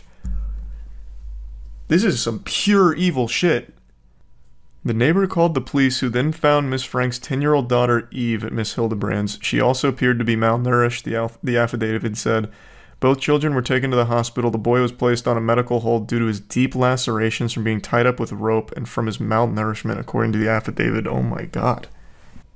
At one point, Ms. Frank had 2.5 million subscribers to her channel, following the lives of her 6 children. In 2020, Chad Frank, then 15, told YouTube viewers in one family video that he had been sleeping on a beanbag for months and that he had lost his bedroom after playing a prank on his little brother. How did she get away with it for so long? If this was literally in their YouTube video. She, on camera in her TikTok or whatever, said that she denies her children food as a form of punishment, and then apparently one of the kids also revealed that he had lost bedroom privileges for months after playing a prank. How? How did this persist? This should have went straight to prison. Do not pass go. In one video recorded by Miss Frank and reposted to TikTok, she said her daughter Eve's teacher had called her to say Eve had come to school without lunch. Miss Frank said the teacher was uncomfortable with her being hungry, but that Eve was responsible for making her own lunch, and that the natural outcome is she is just going to be hungry. Hopefully nobody gives her food and nobody steps in and gives her a lunch, because then she's not going to learn from it. And this is all on video. She said this on video. How was CPS not alerted sooner? Oh, and apparently there was even a bunch of like petitions from the community to try and get them taken down because it was actual evidence of child abuse. But it looks like none of that was taken seriously. We've been trying to tell the police and CPS for years about this, and so glad they finally decided to step up. Kids are safe, but there's a long road ahead. Oh, this was one of the children. Sherry Frank, now a junior at BYU, posted about her mother's arrest on Instagram saying justice is being served. So one of the kids was trying to alert CPS and the police and they didn't do anything? How would you not trust one of the victims of it? Especially when there's so much documented evidence on their own fucking YouTube channel. Now, I mentioned on stream how surprising it was that this hadn't happened sooner when she openly posted content about some of the abuse she was inflicting upon her children. And it turns out a lot of the community that was aware of this channel was actively trying to get CPS involved, especially when it came to that beanbag incident where one of the children made it clear that they had been sleeping on a beanbag for an extended period of time because they had lost their bedroom due to that prank that they had played on one of the siblings. So CPS did get loosely involved at some point, but Ruby was somehow able to like brush them off and nothing came from it somehow, which blows my mind because this isn't one of those situations with hindsight being 2020. This isn't one of those things where you can just say, man, if we only knew then what we know now, we could have really helped them. Because this is so clear-cut, like this should have been a no-brainer that something was wrong. For an authority figure to look at any of these videos, it should have been a massive, alarming situation. Fucking sirens should have been blaring. The second that Ruby was proudly gloating, wiggling her finger, celebrating her incredible parenting of just depriving her children of food as a punishment, that should have been enough to get authorities involved and learn about what was actually happening here with the Ruby Frank household. It's super infuriating that this went on for as long as it did, when a lot of people did keep trying to push this forward to CPS to get them to take action, knowing that something was wrong and knowing what Ruby was posting about and saying was not okay. It's not strict parenting, it's actual abuse. By every possible definition. This is not something where it's like, builds character, toughen up, sport, rub some dirt in it. You know, you're not getting breakfast. In fact, you're also not getting your bedroom. It's gonna put some hair on your chest. You're gonna learn something today. You know, it's not anything like that. It's fucking abuse. This isn't parenting. I can't believe that it went on for so long. I'm happy now finally something is being done, but I feel fucking horrible for the kids in this situation that they'd been let down not only by the person that's supposed to care for them more than anyone else in the world, their mother, but they were also let down by the authorities that are supposed to be trying to help them in an emergency situation. It shouldn't have taken this long. Ruby's sisters also have hundreds of thousands of followers, so they posted an Instagram statement that said, "For the last 3 years, we have kept quiet on the subject of our sister Ruby Frank for the sake of her children. Behind the public scene, we have done everything we could to try and make sure the kids were safe. We wouldn't feel right about moving forward with regular content without addressing the most recent events. Once we do, we will not be commenting on it further. Ruby was arrested, which needed to happen. Jody was arrested, which needed to happen. The kids are now safe, which is the #1 priority. I've just got to say, that statement of we kept quiet for the last 3 years for the sake of the children doesn't make a whole lot of sense to me, because keeping quiet wasn't helping the children. They were being abused, and if you were aware of that, how the fuck would being quiet somehow help them? How is that doing everything you can behind the scenes to keep them safe? That's doing nothing. That is literally the Simpsons meme of we've tried nothing and we're all out of ideas. Now, I guess it's possible they didn't know the extent of the abuse that the children were suffering, but even still, if you were aware of children being abused in any capacity, you should have been doing everything in your power to get the kids out of that situation. Being quiet doesn't get them out of the situation. That doesn't do anything to actually save them or keep them safe. You should have made a lot of noise and kept going to authorities over and over again, gathering as much evidence as possible to try and help those kids. And maybe they were. Like, this is, again, just a very short statement, so maybe they were. But them saying that they kept quiet for 3 years to keep them safe, it doesn't compute. Because that's not keeping the kids safe, that's keeping them locked in that prison with the monster. Now, as was mentioned by one of the daughters, there was a lot of attempts to get police and CPS involved that just didn't work. So it is possible that perhaps the sisters here were actively trying to do that and kept trying to get authorities involved unsuccessfully. It's just that saying you kept quiet for 3 years just, it really isn't clicking with me. I don't know why you would be quiet for 3 years if you were actively working to keep the kids safe. Let's imagine that one of the kids wasn't lucky enough to break free and escape through a window and get help from someone nearby.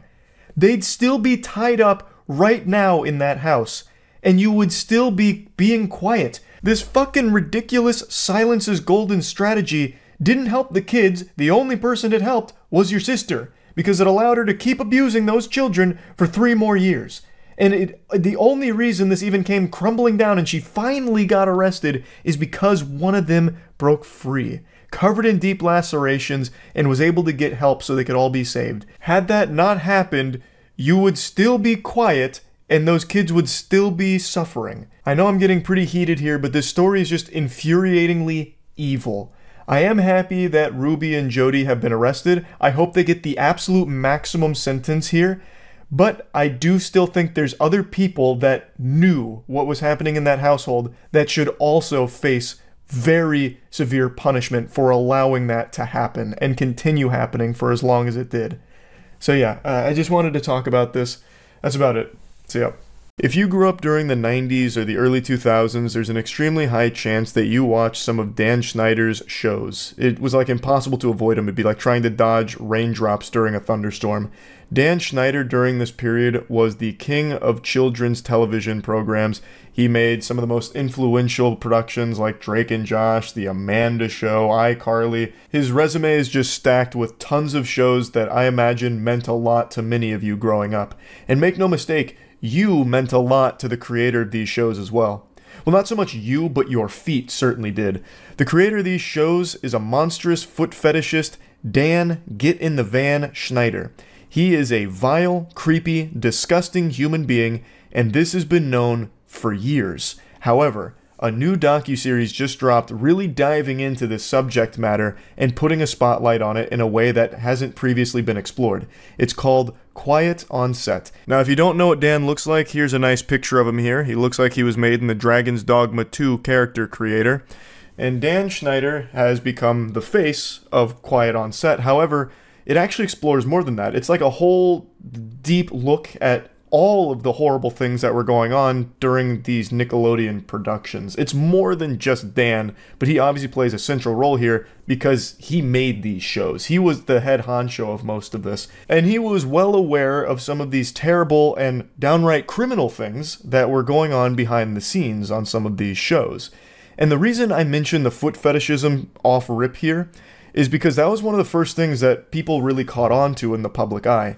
After Dan's glory days at Nickelodeon, people started to pick up on how odd it was that a lot of these children's shows had an emphasis on feet pretty frequently. It was a common thread throughout a lot of these shows, like feet humor and having these child actors and actresses displaying their feet. And in 2013, one of the shows Dan worked on, Sam and Cat, actually ran a competition where kids were supposed to submit pictures of their feet to them.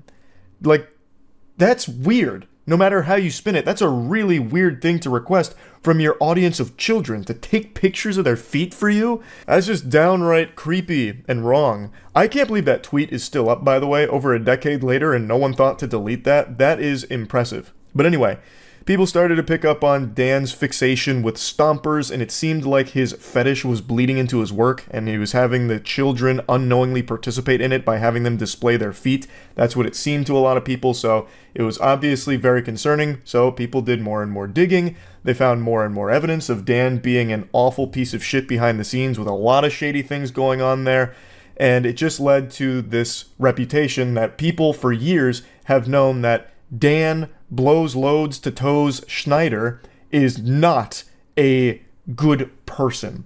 And now Quiet on the Set has released, and so much information has come out, not just about Dan, but about that entire Nickelodeon workplace around these child stars. Arguably the largest piece of new information that dropped during this docuseries was the sexual abuse of Drake Bell by someone named Brian Peck.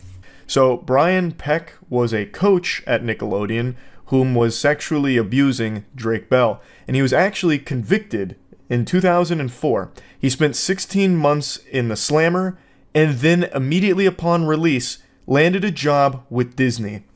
If that doesn't show just how rotten to the core this industry is, I don't know what will. There is deep-seated evil in Hollywood. He went to jail for lewd acts with a minor. He is a sex offender, a convicted sex offender, and he immediately got a Disney Channel job working on The Sweet Life of Zack and Cody? What the fuck? That's mind-bogglingly evil. Like, that's not just irresponsible, that's malicious. It's not like they just made some kind of mistake where they put a sex offender in a role where he works almost exclusively with children. Like, it's not like they made a whoopsie-daisy, they just happened to overlook that he's a sex offender. They knew. They would have to know, and they still hired him for that role regardless. That's scary. That's terrifying. They're actively enabling a fucking sex offender to potentially prey on more children. Drake also described that when he went into court, Brian Peck had the support of some very powerful and familiar faces. There were 41 character letters written to the judge asking for leniency for Brian Peck. 41 letters of support from industry personnel that were trying to get a lighter sentence for Brian Peck, even knowing that he is guilty of the crimes for which he is about to face the punishment, asking for a more generous sentence. These weren't just 41 pieces of toilet paper with nonsensical scribblings on it from nobodies. These were 41 character letters that were submitted by industry personnel, some of whom were high up on the food chain, so these things carried weight, and they're advocating for someone who is guilty of sexually abusing a child. Holy shit. They just viewed it as not a big deal, I guess? Listen, Judge, I understand Brian Peck diddled a child. Who at Nickelodeon hasn't? Are you really gonna throw him away or put him away and throw away the key for that? What about season 3 of Drake and Josh? What actually matters here? Let's think about that. Like, this is crazy to me. It almost stops being surprising learning that Brian Peck landed a job at Disney right after his 16 months in prison for this crime, because it seems like that entire industry just does not give a fuck about the safety of kids to begin with. So like I said, Quiet on Set isn't just about Dan Schneider and all of the awful things that he has done. It's about how awful that entire industry itself is. But once again, Dan Schneider does still play a large role in this docuseries, highlighting the bad workplace and environment that he would cultivate, the weird shit that would go on in like the writer's room and the way he'd treat some people, just a whole plethora of different bad stuff. And in response to all of this, Dan Schneider himself actually stepped out from the shadows, leaving his little gopher's hidey hole and addressing it head on in one of the most painfully scripted and staged apology video interviews I've ever seen. Hey, it's Boogie. I played T-Bo on Nickelodeon's iCarly. I got a chance to watch the Quiet on Set program, and I reached out to Dan to see if it was something that he'd be willing to discuss. I'm pleased to say that he said yes. Dan, how are you? I'm okay. I'm okay. The interview is not conducted by a professional. It's conducted by a former actor in one of Dan Schneider's shows, and he is not equipped to handle something like this. This is the biggest load of baloney. Like, this is just some straight up fucking malarkey. There is no pushback from Boogie on anything in this interview at all. It's just strategic softballs designed to give Dan Schneider some kind of sympathetic PR win here, where he comes out of this looking better, where he comes out of this like not the bad guy. It's so deplorable that they'd even try something like this with a straight face. I think it is extremely transparent what this is, and I'm happy to say pretty much everyone saw straight through this. This did not give Dan Schneider the dunk I think he was expecting it to. This did not make him look any better in the public's eye. It actually just made it look even more sinister that he was able to, it seems, pre-prepare this interview to mitigate the potential fallout from the docuseries airing. Let's talk about the massages. Okay. Watching the content yesterday, it was disturbing. It was wrong. It was wrong that I ever put anybody in that position. It was the wrong thing to do. I'd never do it today. I'm embarrassed that I did it then. I apologize to anybody that I ever put in that situation. Dan, talk to me about the writer's room. From what I saw, not cool. No, and I don't mean to cut you off, but if I can cut right to the chase, let me just say, no writer should ever feel uncomfortable in any writer's room, ever, period, the end, no excuses. It starts with what's supposed to be this moment of taking accountability. Dan Schneider's just point blank apologizing and, you know, holding himself accountable for the sins of the past type vibe. Except he's really not. Like, these aren't things that you just, like, hand wave away with, like, a simple apology. A lot of what was reported is, like, unforgivable bad shit. Like, there's really no way of apologizing for the things that Dan Schneider has done and also been accused of. So it's just, it feels so fucking insincere. And Dan Schneider got away with it, and it seems will continue to get away with it. So he loses nothing by doing something like this, which just makes it frustrating to see him parade around pretending like he cares now all of a sudden. Like, it's extremely easy for him to just be like, oh yeah, that was bad. I feel bad for that. Oh, what a regret. Yep, not good. Like, it's just, I would have liked if the interviewer was someone that would legitimately dive into a lot of these things and actually press him on a lot of these things. This interview never even addresses the things that people want to hear from Dan on, such as like the sexualization of the children in those shows. Even outside of all the foot stuff, Dan included some very inappropriate things in his programs, such as Ariana Grande milking a potato, and then another scene with her getting like splashed with water and shit. Like, all of it was very unacceptable and seems to sexualize the child actors and actresses in his productions. And that was never even brought up in this interview. So this interview just, it doesn't have any real substance to it. It is legitimately just a scripted PR play from Dan. I cut it. I want my shows to be popular. I want everyone to like. The more people who like the shows, the happier I am. Yeah. So if there's anything in a show that needs to be cut because it's upsetting somebody, let's cut it. So I think it's big for you to say, with your work, if it's viewed as that today, you don't have a problem. Cut it. Cut it. I mean, that's a solution. The last thing I want to ever do is put any content in a show that's going to upset my audience and make them want to turn off the TV. Why would I ever want to do that? That makes sense. This is him addressing a question that Boogie asked about, like, inappropriate jokes in there without getting too deep into the weeds, just a broad subject of some of these jokes have aged poorly and people look at them as inappropriate for a child audience. How do you respond? The most softball way of asking this question, mind you, and his response was, cut it. Just get rid of it. I don't want it in the show. If it's aged bad and it makes people uncomfortable or, you know, this and that, cut it. And Boogie's like patting him on the back for it, like, oh my goodness, wow. That's so benevolent. What a great solution. Yeah, that makes sense. What the fuck? It's so easy for him to say that now, but it doesn't take away the fact that you filmed it. If you cut Ariana Grande milking a potato type shit, if you cut some of the foot stuff that you included in there, It doesn't change the fact that you still had the child actors and actresses doing that shit and were sexualizing them. It still happened. That's still bad. Cutting it from the final product doesn't erase what you did. It's so frustrating that there's no pushback on any of this in the interview. He just gets to let him say his piece and then get applause for it. It's so stupid.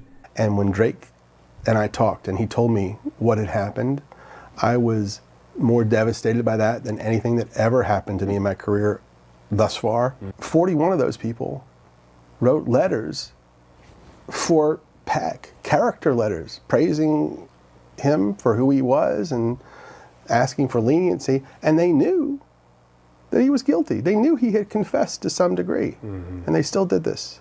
But Drake's mom, a lovely woman who I stay in contact with this day, she came to me at the time and she said, "Would you help me with my speech for the judge?"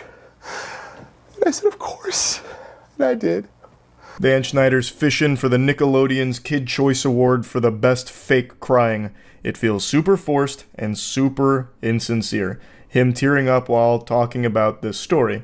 This is him talking about the Drake and Brian Peck case, where he mentions 41 people wrote those letters and it baffled him, and then Drake's mom actually asked him to help her write her piece, which he did. And that leads me to a question of, if you knew all this, why didn't you back up Drake Bell?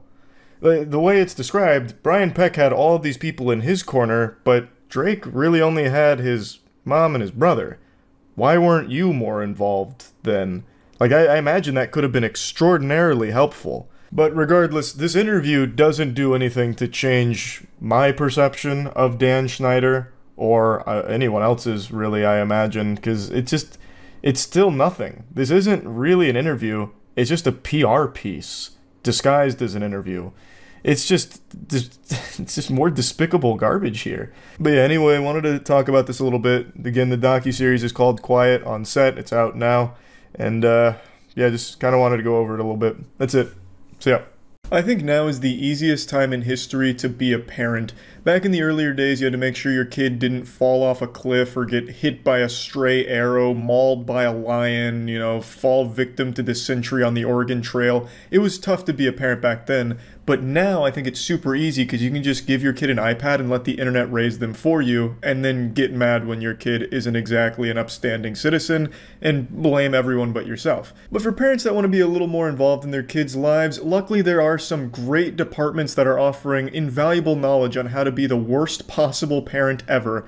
This is coming from the OC Sheriff, who posted this tweet. Do you know how to properly search your child's room? If not, stick around for our first episode of #ParentAware with Sergeant Gunsley. I think there is a 0% chance this guy's name is actually Gunsley. This has to be an alias. It's too fitting. Fucking Sergeant Gunsley? What are you gonna tell me next? That ParentAware episode 2 is hosted by Bill Bazooka?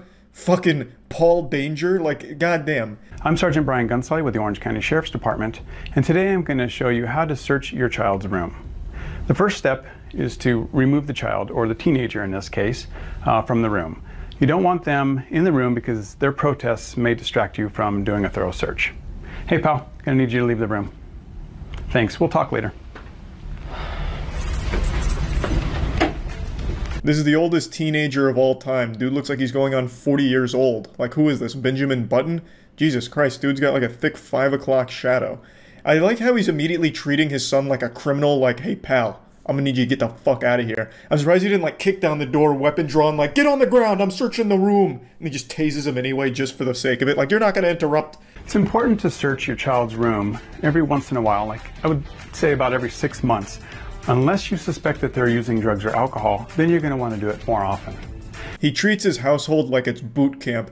Alright, champ, it's time for your weekly room inspection. Go report to Corporal Hollow Point and give me 500 push-ups before you eat your green bean casserole.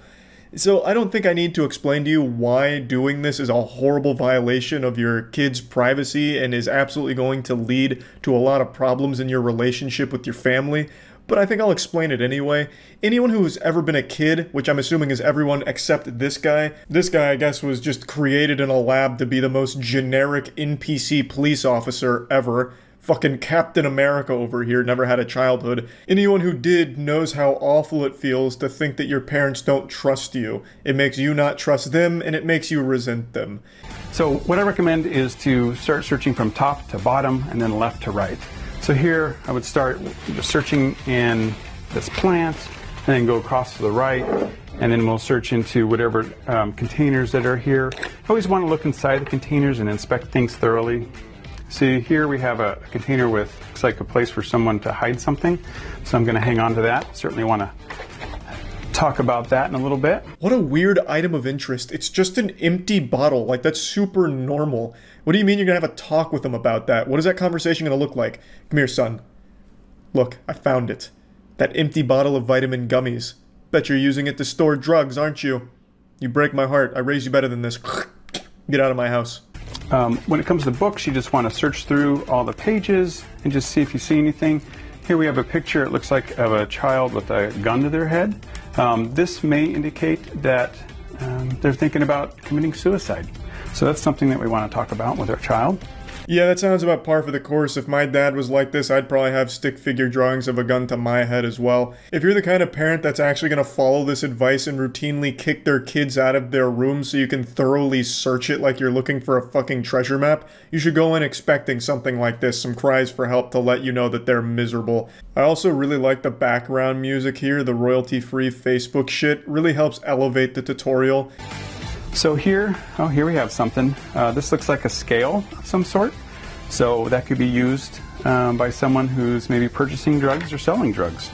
So that's something that's disguised. We'll hang on to that. Pretty fucking cool scale, but it makes it feel like this whole thing was filmed in 1998.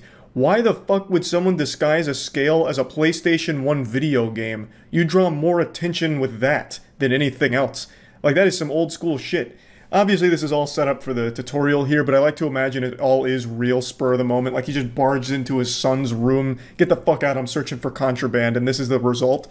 So, like, in that case, I feel like his son is innocent, and Sergeant Gunsley's framing him. Like, he's setting him up. This definitely belongs to an older man. There's no way a kid who's selling drugs is disguising their scale as PlayStation 1 Tetris.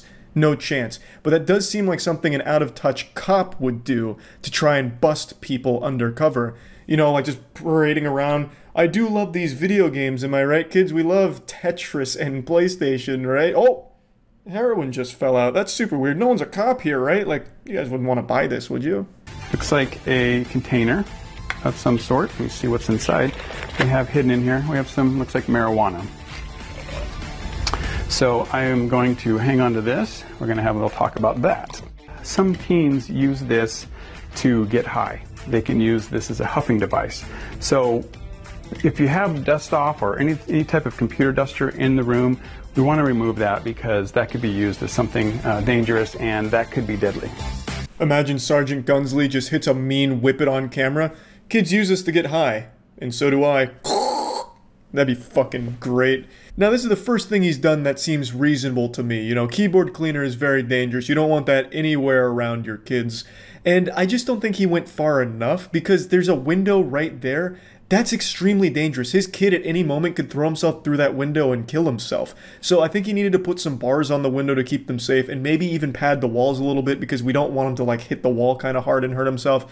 Just, I think we should start taking a little more inspiration from the isolation units at prison in order to keep our kids safe. If your first thought upon going into your kid's room and seeing keyboard cleaner is, oh my god, they must be using this to get high, then you have already utterly failed as a parent and something has gone awry.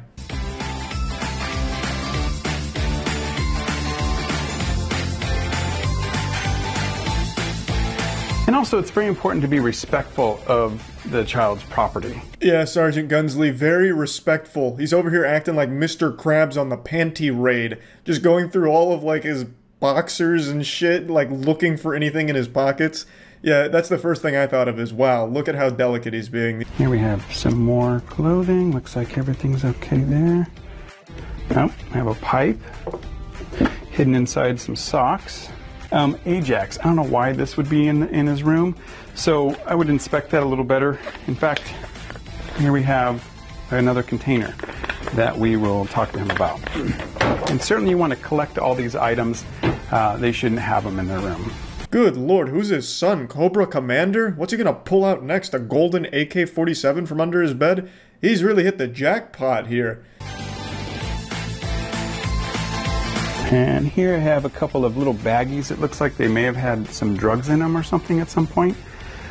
So that's another indicator. In the pursuit of locating drugs in his son's room, no price is too high. Sergeant Gunsley even starts tugging on his son's crusty cum sock just to look for more clues of drugs. He's like Scooby-Doo, but really gross. So this looks like it might be something. I'm familiar with this as a container. So this is something that people can buy online, these hidden compartments. So as you can see, it has liquid above and below, but the container, it's a false container in the middle that people can hide things in there. This part really just felt like an ad for that Mountain Dew secret container there. That shit looked awesome, and Officer Gunsley comes in hot. He's like, yeah, you can find this online. And then I half expected him to drop a link to his own blog, like, yeah, you can find this online at gunsleycrafts.com if you want to purchase one. Journals are good to go through. As a parent, you have every right to search your child's room. There is no legal problem with that. So be sure to take advantage of that and search your child's room while they're under the age of 18. Here, we just want to take a look through the journal and just see if there's anything suspicious. And here's a page where it looks like they're drawing pictures of marijuana references on here. If you have to be reassured that what you're doing isn't technically illegal, then it's probably very immoral, and you're not exactly the hero in the story. But to be fair, we were able to locate some crayon doodles of weed in a journal, so really the ends justify the means, and now we know our son is not only a criminal, but an extremely untalented one when it comes to art. And this is a highlighter, which appears to be a highlighter, but this is something that can be purchased online, and what it is a pipe, and it just hides within the highlighter. Nothing gets past the keen eyes of Officer Gunsley. The man's omniscient. Not even the Inspector Gadget crack pipe was enough to get by him. What another cool little gadget, which he again mentions you can find online, which to me just feels like he's advertising it, to be fair. But goddamn, that would be like the last thing I suspect. To be like, oh, fucking highlighter, right in the trash. I wouldn't think to like go to the secret ass end of it and look for a crack pipe. Fucking go-go gadget crack pipe, and somehow he knows about it. God damn, he's too good. It's very important to conduct a safety search like this because you want to know whether or not they're using drugs. Best way to prevent adult addiction is to intervene early when they're young. So this is the time to prevent a lifelong struggle with addiction. And create a lifelong resentment of you, their parents. This also isn't going to prevent a struggle with addiction. This may only reinforce an addiction. This is just an all-around horrible idea for parents everywhere. Yeah, thanks Orange County Sheriff, and thank you Officer Gunsley for showing us exactly how to be the worst fucking dad that you can be. That's it. See ya.